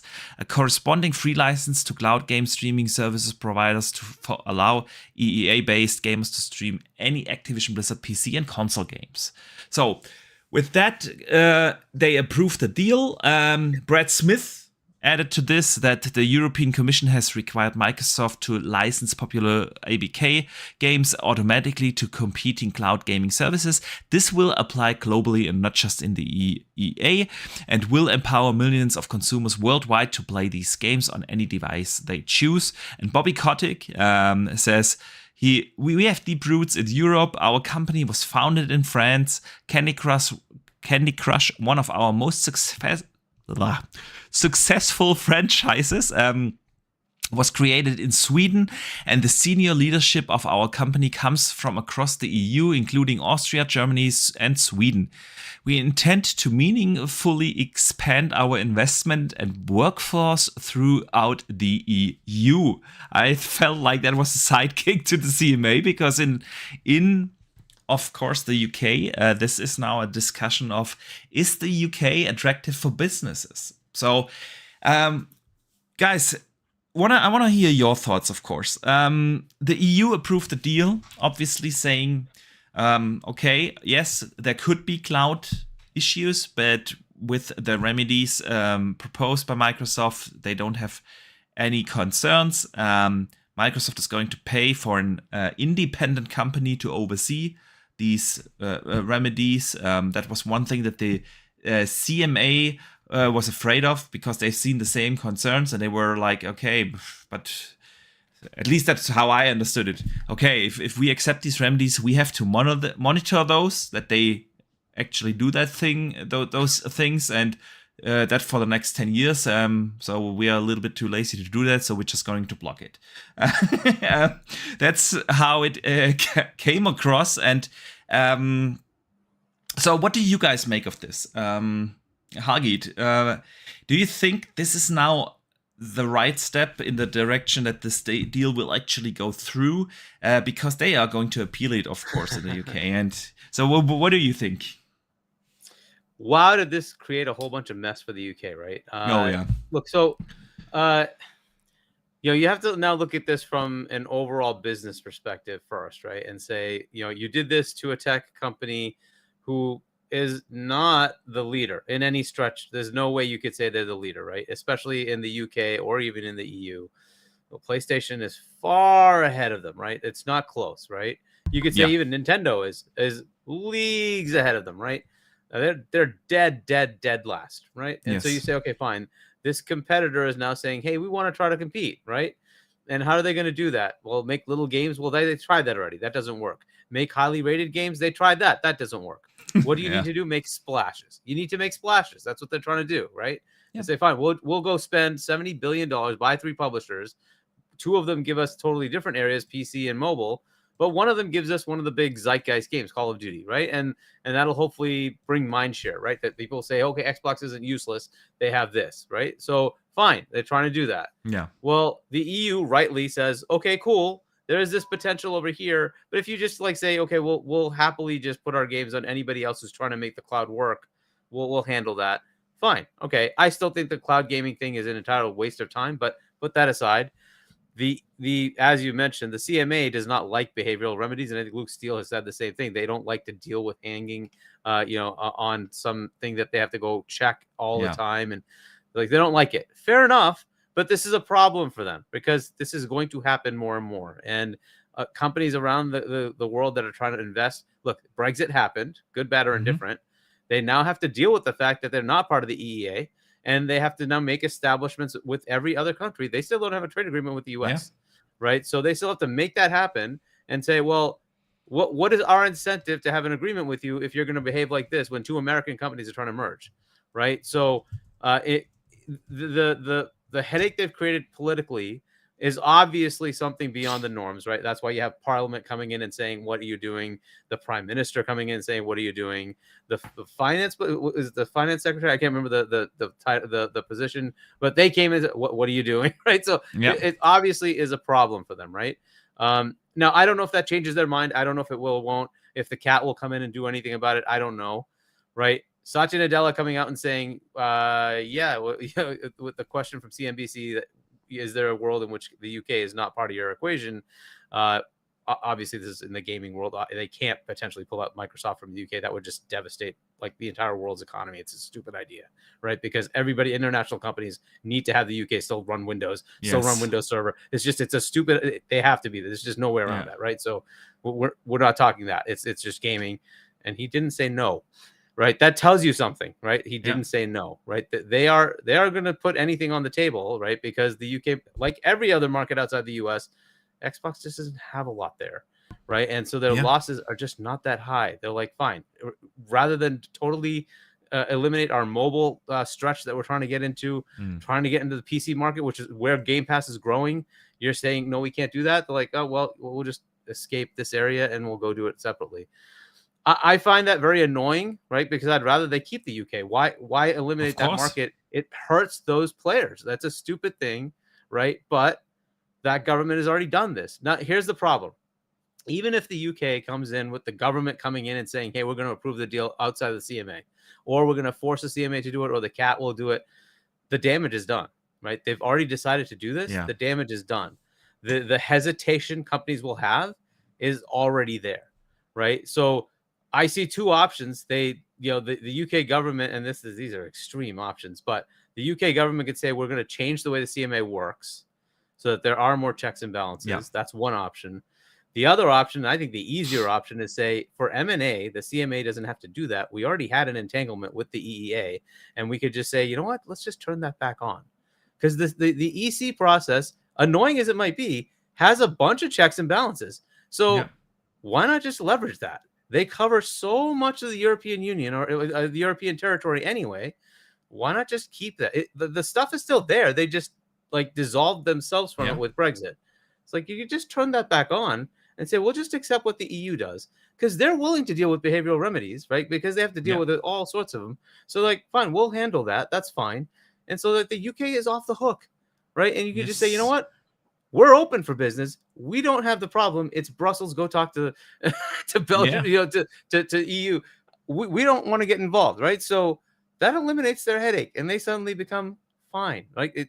But I don't know if they're going to go that far. But to me, that's like the simple answer. The other answer is structural changes that they're trying to work through with the CMA, and that's fine. But that's going to take time to figure out. In the interim, what happens to this deal, right? So Microsoft at this point, if they forego UK, is able to close. They're done, right? The FTC has not blocked it. They have sued to block it.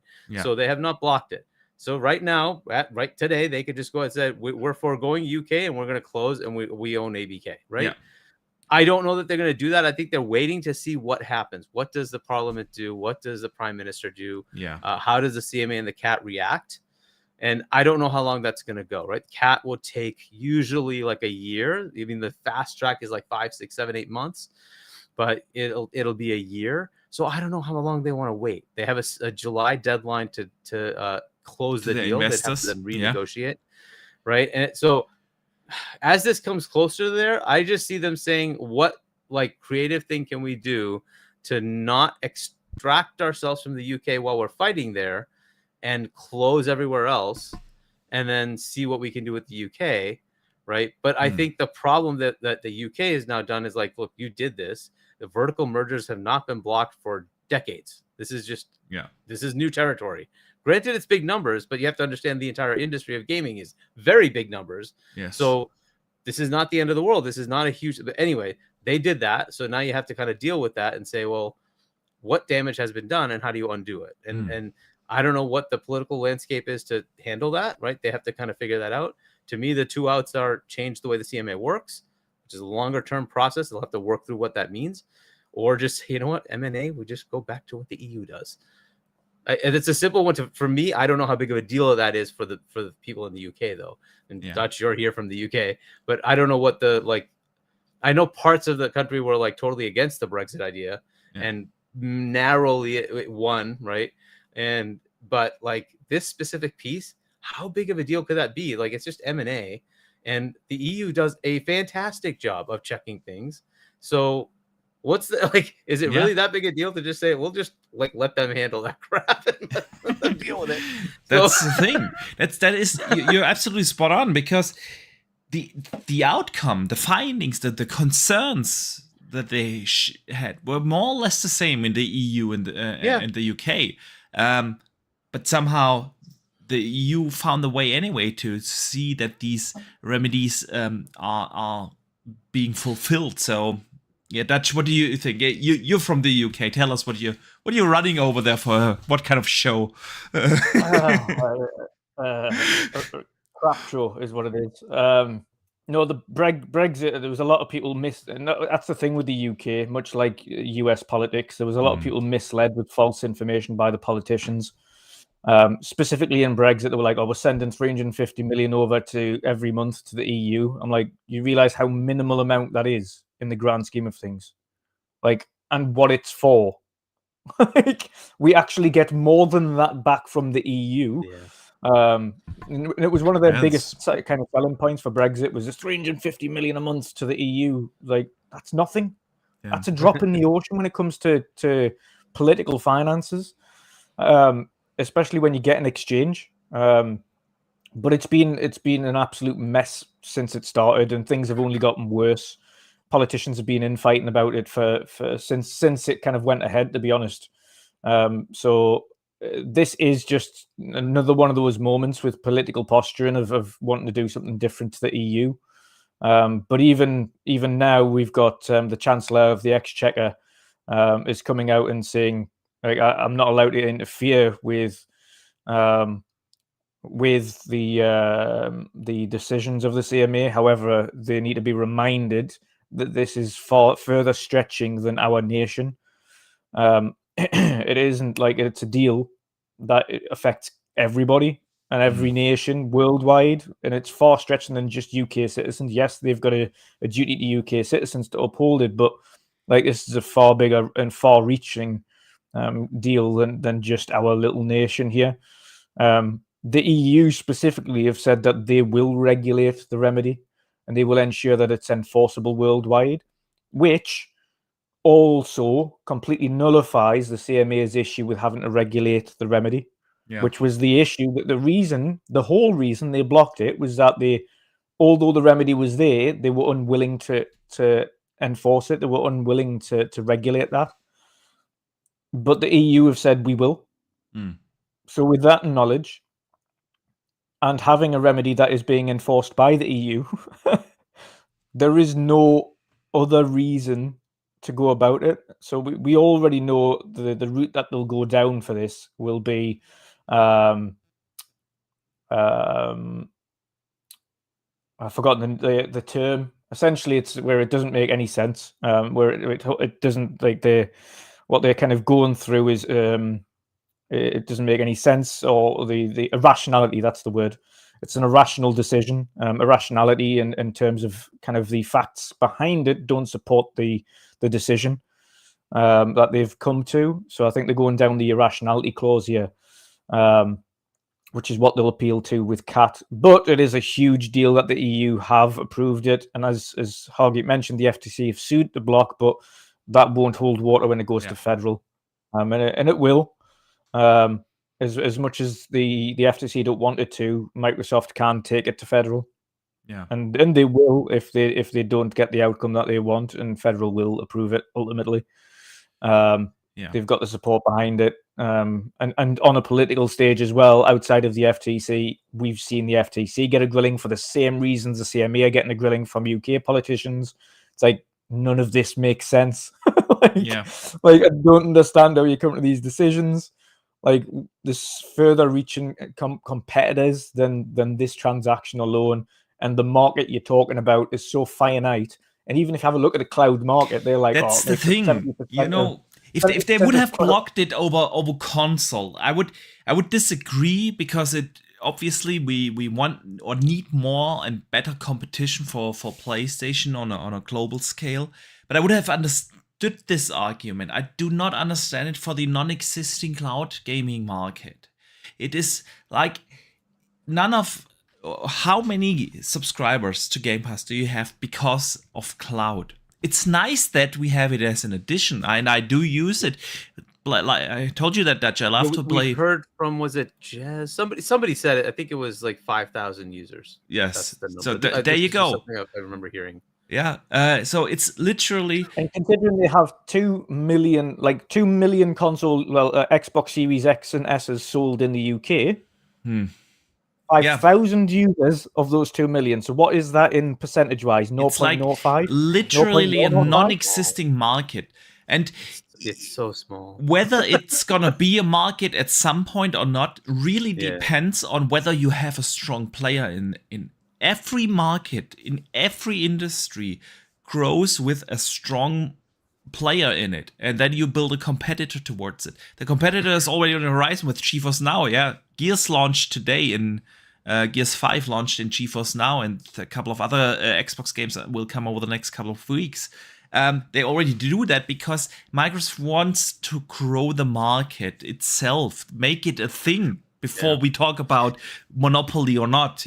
Make it an actual thing. And so I that's really what bothers me about this, is that they used cloud as the scapegoat for this, and it is just, I don't know. A more interesting angle to this is, like, looking at all of the regulators, and that's why I think most of them have approved it, is that's cool that there's a cloud thing maybe like 10, 15, 20 years from now. Today, right now, Sony owns the market, right? You got a competitor saying, hey, I'm willing to compete with that. And your answer is, no, you can't. What do you mean? Like, don't you want that for your territory? Don't you, like, while that was happening, that freaking console manufacturer decided to increase the price in your territory for that console. Yeah. Isn't that a slap in the face? And you're saying, no, that's okay. They can do that. Yeah. What? You got a competitor that didn't do that. They're willing to compete with them. Don't you want that? Like, I just don't understand the mindset that says you want to block something when you finally have somebody competing with somebody who's a market dominant leader everywhere. And the same, by the way, goes for mobile. How important... I mean, we have a duopoly in mobile market. Yeah, Apple and Google. And Microsoft is the only company that can actually pull this off from a financial background to get a proper app store as a third competitor. They didn't even mention that possibility properly. It was in paragraph. And they called it like, we don't think that's even an option. We think that's stupid. That's what the CMA said, right? The EC, they want it because they're the ones who set up the new rules. Yes. And they're looking forward to having Microsoft do that, right? It's like, oh, cool, you can create a new store. There'll be competition, and then people can go in whatever store they want to. That's awesome, right? So they're looking forward to that. But the CMA is like, oh, we don't think that's even a thing. Like, okay.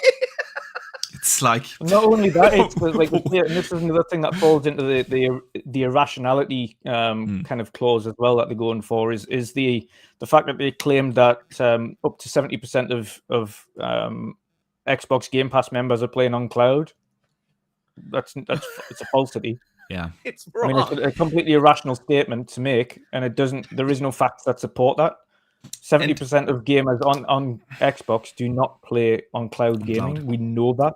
And even those who use it, honestly, it's like, Hagid, I said this to that, she knows my argument there. It's similar with the player numbers in games. When a game on Game Pass comes day one and they report like 10 million players in the first week, is this like the same 10 millions that a retail version or a regular game sale? Yeah, no, it's not. It's because it's in Game Pass. Yeah, you try it out, you download it, you boot it up for half an hour or hour, and then delete. Yeah, but you get into the account, and I think it's similar with cloud. Everyone tried it once.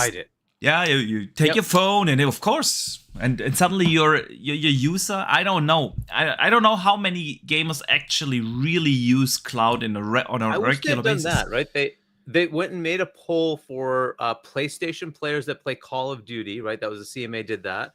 And that's fair, fine, right? But they did not do this. If this was an issue, they could have done the same thing. They have players in their territory that have Game Pass, right? And they could have said, hey, have you tried the cloud features? Do you plan to continue using the cloud features? Do you find that this is a compelling experience? Would you forego using a PC or a console and go cloud native, right? They could have asked those questions and gotten much better responses. Because I think the vast majority of players are going to say, this is cool. It's a nice little side benefit, but no, I'm keeping my console. I'm keeping my PC. This is how I'm going to play. I'm not going to cloud native, right? And you might get like 0.1% that say, this is really good. I'm going to go this way. Okay, cool. Yeah, but that's such a small market. It's a small market. I use it as an addition. I like to be lay in bed, play I have on my nightstand a controller with a clip, and then my wife is reading a book or watching her Netflix series. I can play a little bit.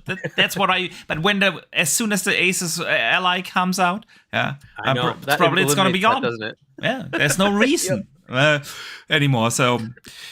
Yeah, let me catch up on a super chat from Space Doberkin. He sends in $4.99, so almost $5, and says, "I got a question. Why everyone keeps saying that Xbox has to leave the UK entirely, when in reality the only issues is ABK in cloud market, not console?" Dutch, we had a very similar question the last time when Luke Steele was on, who's the actual expert, and now I have to remember what he said. So correct me if I do remember it wrong. The problem with that would be that you would have to make ABK a separate entity just in the UK. While ABK would be part of Microsoft in the entire world, they wouldn't be able to be a part of Microsoft in the UK, and you have to basically, I don't know how to explain it better, found a separate company, split it off only in the UK. And that is from a... Yeah, it's literally divesting only in the UK. Yeah, and that is of course... you can't just divest then the selling market part of it, but you also would have to divest your development studios and everything that is located there as well. Even then, they would still report back to the parent company, so they would still be linked. So you couldn't divest it. Yeah. So I think this is at least how I remember it, and probably if Luke hears this, he's gonna say, "Dude, that's not what I've been saying." But so. But I mean, to that point, right? They put in the restriction. From a company standpoint, you would not be, unless that separate entity were literally trading by themselves in the UK with their own finances. You could not divest off and still report, because that would still be linked to the parent company, which would then break the rules of the transaction. And in some ways, it would have to do so, and that's the problem, right? And they put in the stipulation, and they do this for all their blocks, is you can't have any partial ownership, right? So a stake in either company. So there's just unfortunately, there's no way around it. So it's either all of ABK just is extricated from the UK. That's one option, or all of Xbox and ABK is extricated from, and I don't know what works, and that's all for the lawyers to figure out. But that unfortunately is kind of where we are. Yeah. I mean, I hope it would be like, it sucks, but I hope it would just be ABK, because at least you'd still have all the other stuff, right? But if it's all of it, that really sucks for the UK. Yeah, absolutely. And Spaced Overkin, I see you in the chat saying that they did that with ZeniMax using Vault Inc. or something. Yes, they did that, but they had to create that subsidiary. It was called Vault. With the acquisition of ZeniMax, just for the acquisition process itself. I don't remember the exact specifics, but they had to create a subsidiary, acquire them, and then implement the mother company back into or something like that. So they did it just for the acquisition process itself. Yeah, exactly. An acquisition process. Yeah, it's not a lasting thing. In large acquisitions like that, it's commonplace. Does it all the time. Yeah. Like every entity that buys anything within the UK or does not have something in the UK. For instance, for those who watch football, if you buy a club, you have to set up an entity there before you buy the club. That goes then within that entity. It's exactly what Microsoft had to do. So they didn't have a ZeniMax in the UK. So to have ZeniMax in the UK, they had to set up an entity and then put ZeniMax into it and then bring it back into it. It's the only way to do it. Goes. So, but I don't know if this is, I'm sure, Dash, you probably know about this, is like, you can probably still import stuff from the mainland Europe, right? You just get something from there and then. Yeah, it would be, again, connect up. The issue is then it's different plug sockets, different wattage, and things like that.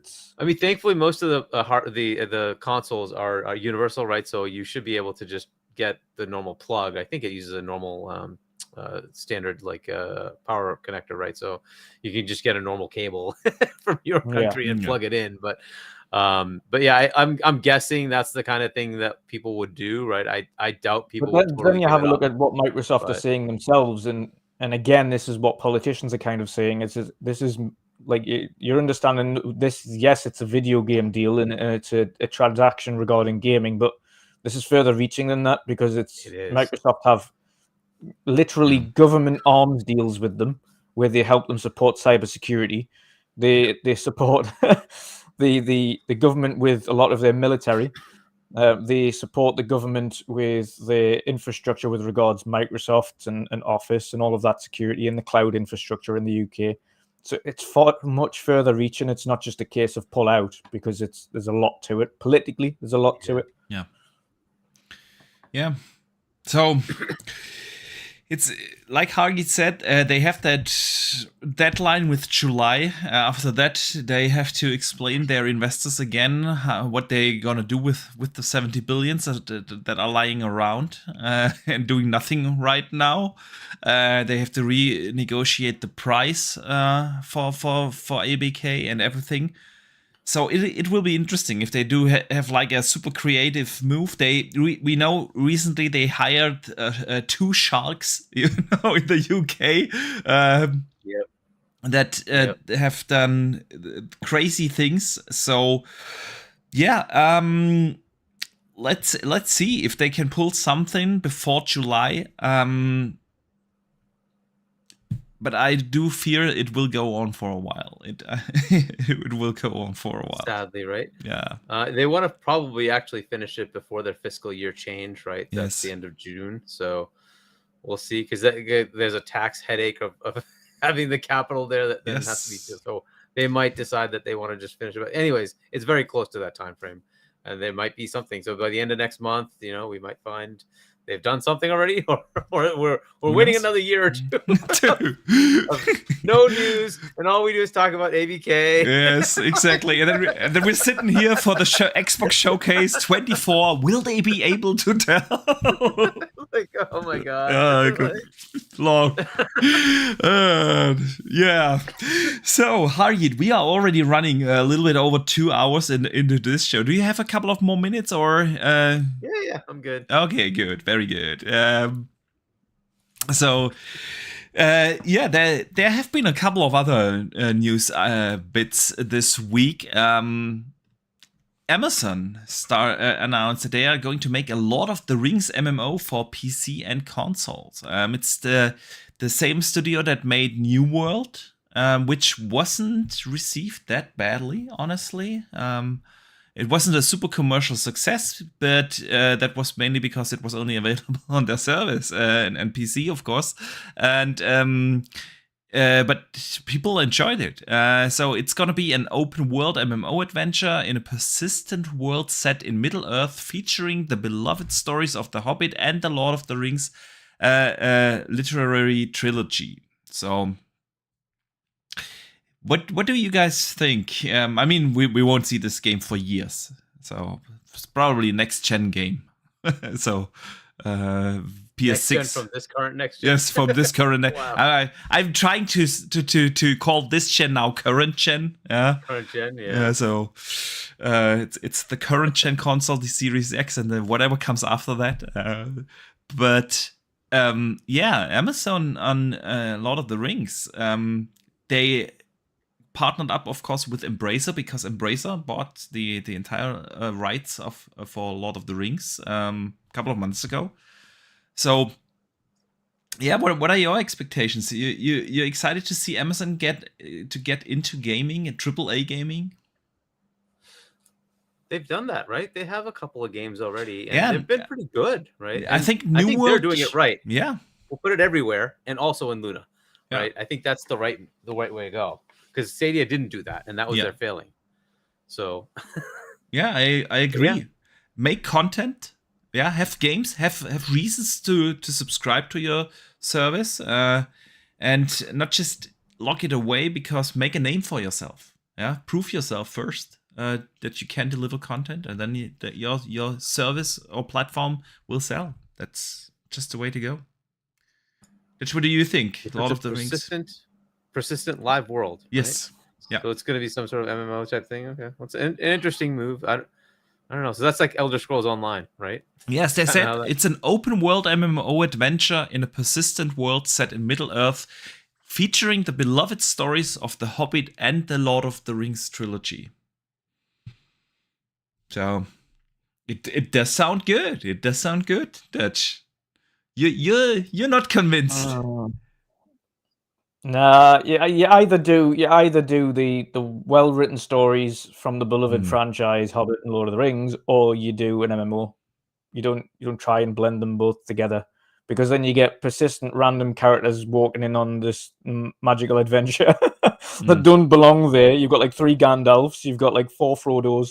Just like, what is this? This isn't the like. Yeah, that's just one interesting thing, right? Yeah. That's what Destiny does too, right? Kind of like everybody's running around in the same thing, doing like, I'm not much of a lot of people like it, right? But I'm not a fan of that. I kind of like just either I'm playing my game or I'm playing co-op with my friends, and it's my game. I don't want other people there. I don't especially know, when a story is attached. So, I've tried Elder Scrolls Online, I tried Fallout 76, and both of them are like, I don't know, I couldn't get into them, even though I'm sure they're really good, but I'd much prefer a Skyrim or whatever Elder Scrolls 6 is going to be, right? And Starfield. So Starfield is going to be Starfield. It's just my game, right? I don't know. I just kind of like that for that kind of game. I guess I just don't like MMOs. I'm not really that much of a fan. I used to play MMOs a lot. Property's so good. So sorry, go ahead. I used to play MMOs a lot, honestly, but they're so time consuming. And when I became a father, that's the thing I cut off. Yeah, I just don't have the time anymore. So my last MMO, it's been a while. So yeah. The last Lord of the Rings stuff, at least that I remember, was the Shadow of Mordor and Shadow of... Yes, they were actually awesome. Right? I Fantastic. Great games. Games. And that kind of thing I'd like to see, like more of those kind of things, right? Especially if it delves into the prehistory and stuff like that. Like really, really cool. There's Gollum coming out, which I've already pre-ordered. I'm looking forward to that. I was torn on that, but I didn't think it looked that good, honestly. Yeah, I mean, like graphics, I don't care about, thank God. So this is like, so people complain about Zelda and graphics, and I'm like, I don't care. Like the game is so fun, I'm just gonna play, right? So as long as the game is it's got enough of a story hook that it's interesting, and then the gameplay isn't terrible, like I'll just play it, right? So so I'm hoping it's good enough that it'll be fun. Yeah. But, absolutely. Absolutely. Since we talked about game shows earlier, Ubisoft also had an investor call, an earnings report this week, and a couple of interesting things came through that. First, they tried to plan to increase their staff number on working on Assassin's Creed a lot by 40%. So today they have 2,000 people of their 20,000 total workforce on a global scale working on Assassin's Creed, and they're gonna increase that number to 2,800. So a lot more people working on Assassin's Creed, but it's what we kind of expected. Yeah, right. And then there is a big rumor from a leaker that has actually a data miner who has been leaking lots of true things about Assassin's Creed in the past. And he says Assassin's Creed Mirage got an internal delay to October this year. So the Assassin's Creed game of this year is going to come in October. So I think we will see it at the Ubisoft showcase. But I do want to ask you guys, what do you think about or expect from that Ubisoft showcase? Because that's also coming up in between the two Xbox showcases. So because Ubisoft has a lot in the making. Star Wars, Avatar, they have the Splinter Cell remake, Beyond Good and Evil, of course all the Assassin's Creed games, and there is other established franchises like Watch Dogs, Far Cry, and so on. There's a lot what Ubisoft could do. You guys think it's gonna be an exciting show? Hopefully it's gonna be better. The last year's showcase wasn't great, and then thankfully they did like an Assassin's Creed showcase all by itself. In the Assassin's Creed section, kind of unveiled the roadmap for that, and it gave Assassin's Creed fans of all types something to look forward to. So for those who are looking forward to the originals, they're going back with Mirage, so you can kind of get more of a traditional Assassin's Creed experience. For those who wanted feudal Japan, like myself, I'm getting feudal Japan Assassin's Creed, so that's awesome. And then of course you're getting a feudal, then you're getting the kind of Hexen type thing. It is Hexen. Is it Hexen? Yeah, something like that. Which is located actually in Germany, apparently, and featuring the witch hunt theme. Yeah.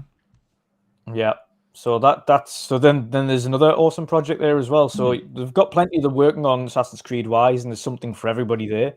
But I think it's about time that you show Beyond Good and Evil and what that's all about.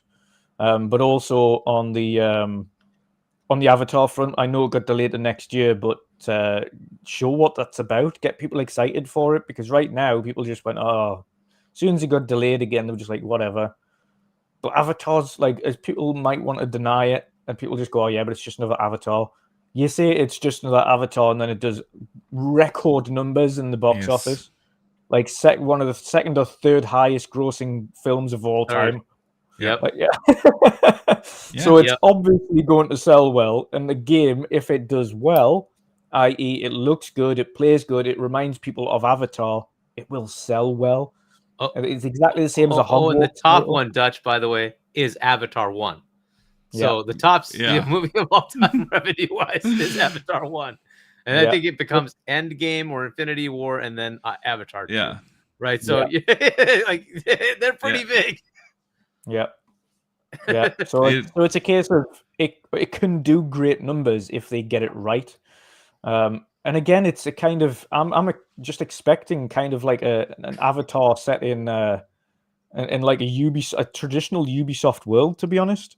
Like a big, open, explorable Ubisoft world with an Avatar aesthetic, and obviously this time you've got the ability to fly on banshees and stuff like that. So there's obviously going to be quirks in it that are not used to regular Ubisoft games, but that's kind of what you're expecting. But it's in the Frostbite engine, so it's going to look unbelievably really pretty. Good, yeah. So yeah, that's the kind of key thing that I'm looking forward to. Eventually show off Beyond Good and Evil, show us Avatar. We're going to see Assassin's Creed Mirage, and then hopefully a couple of other little surprises that we don't know about. Yeah.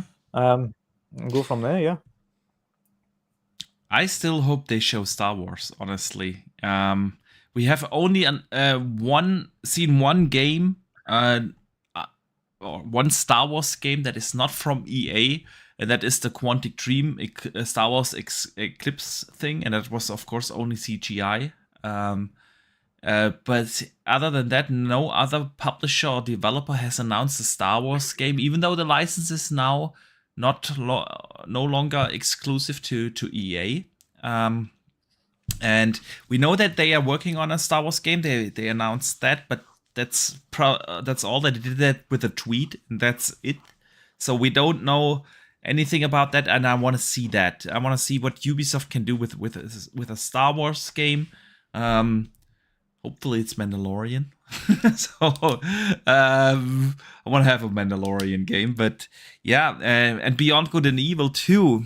I mean, it's what now?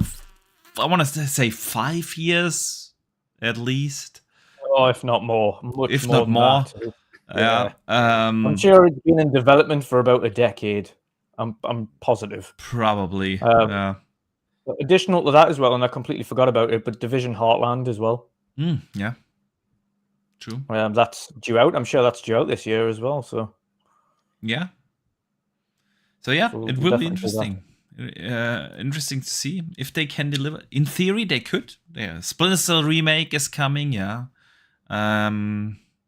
Do you think that's the only Tom Clancy they're going to have, or are they going to try something else? They have like Ghost Recon, they have the Division series, right? That's good. Splinter Cell. Rainbow Six, yeah. Yeah, Rainbow Six is continuing. Extraction didn't seem to really land. Yeah.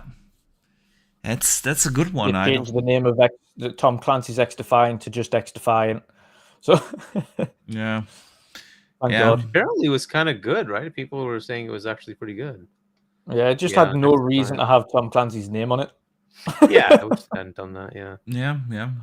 I would love to see a Division 3. The Division 3, that would make me happy. So there's a lot of things that they could do. But I think that brings our show already to an end. Hagit. Community questions. The community questions, we all answered them. I want to shout out Oscar Emilio. I want to shout out Sith Lord. I want to shout out all these people that wrote in the community questions, but they were all about ABK. We only had ABK questions. I think we covered them all. Okay. For instance, Oscar Emilio sent in the community question, do you think Microsoft will close the deal, the ABK deal, if and will pull out of the British market? We have the question whether we think that the Cat will the appeal with Cat will go through and stuff like that. I think we covered that all. So. But a good point. Let me thank you, everyone who writes in the community questions. Because Hagit, at the end of the show, we usually have the community questions, so people can write in, even if they are not live, topics and questions, and also our Spotify listeners and Apple Podcast listeners and so on, they can write in questions. And the one guy from Amazon. You can also write in. But this week we had only ABK related questions. So. What's on everybody's mind? ABK. It's really time for the showcase. Yeah, that the community just gets other things on their mind, and we should let that ABK thing rest now for a while and then see the outcome. But yeah. Hagit, man, it's been an absolute pleasure to have you on. Really, I do mean it. Almost 2.5 hours, and the time just flew by. It's what happens when you have great conversations. So I really appreciate you taking the time to come on here. So let people know how they can get in touch with you, even if you're not on social. Yeah, so I'm not on any social media. On Discord, I'm HChani with I think it's number 3935. That's how you figure out people, I guess. And then my gamer tag is HChani as well on Xbox. So you can check me out there. And as far as podcasts, I'm everywhere. I'm on RDX on Tuesdays at 8 p.m. Eastern US time. On Boom's Primetime Gaming Podcast, 7 p.m. Eastern US time on Wednesdays. And then part of Game On Daily, so you can check out Go Live. That's every Saturday at 4 p.m. U.S. Eastern time. I don't know what that is for you guys. Maybe 9 p.m. British time, something like that. It's 9 p.m. British and 10 p.m. Central Europe. So yeah. Yeah, and then we're starting a new podcast with Zocker87, me, and Shady. Oh, nice. And that will be on Thursdays. We're tentatively set for 8 p.m. U.S. Eastern time. So we'll be starting that hopefully next week. We'll see if we can get that going. Nice. Every now and then I drop into Gaz's streams. He just does his septic sauces, his personal channel, and we just have fun with that. So you can check him out. And every now and then I'll just drop in there too. We'll just talk. But yeah, so plenty of podcasts, plenty of stuff going on. I'm going to be in Web Dave's podcast this Sunday. Oh, nice. When is that? That is, I think it's 5 p.m. U.S. Eastern time, I think so. Somewhere in that time. Yeah, around that time, right? Yeah. So, 5 p.m. U.S. Eastern time. But yeah, so. You're a pretty busy podcaster these days, man. Yeah. I told that dealer as well with RDX. The problem for me is it's in Germany, it's 2 a.m. when you guys start. Yeah. So it's literally impossible to watch live. But you're usually my podcast on Wednesdays when I commute to work. So it's, but yeah, Hagit, it's been honestly a true pleasure and honor. Thank you. And Dutch, let everyone know where they can find you and what you've coming up. Yes, as we know, and as we said before, it's going to be a busy few weeks. So of course, next week there will be an there will be a midweek mix-up podcast, but because of the gods at PlayStation, thank you, they've kindly put it at the same time as my show.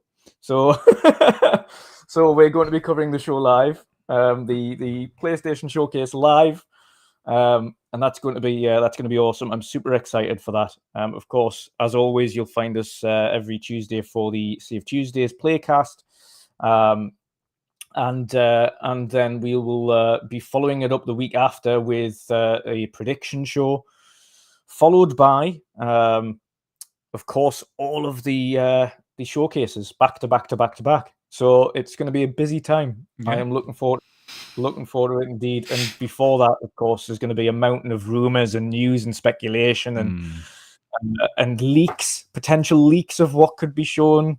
Yeah. So it's gonna be a fun time. I am so happy it's eventually this time of the year when we can just ignore the ABK stuff for a second, just fingers in the ears, block the ABK stuff out, and just concentrate purely on get excited all about the games, getting man. showcased Yeah. on PlayStation, Xbox, Nintendo, PC, and everywhere.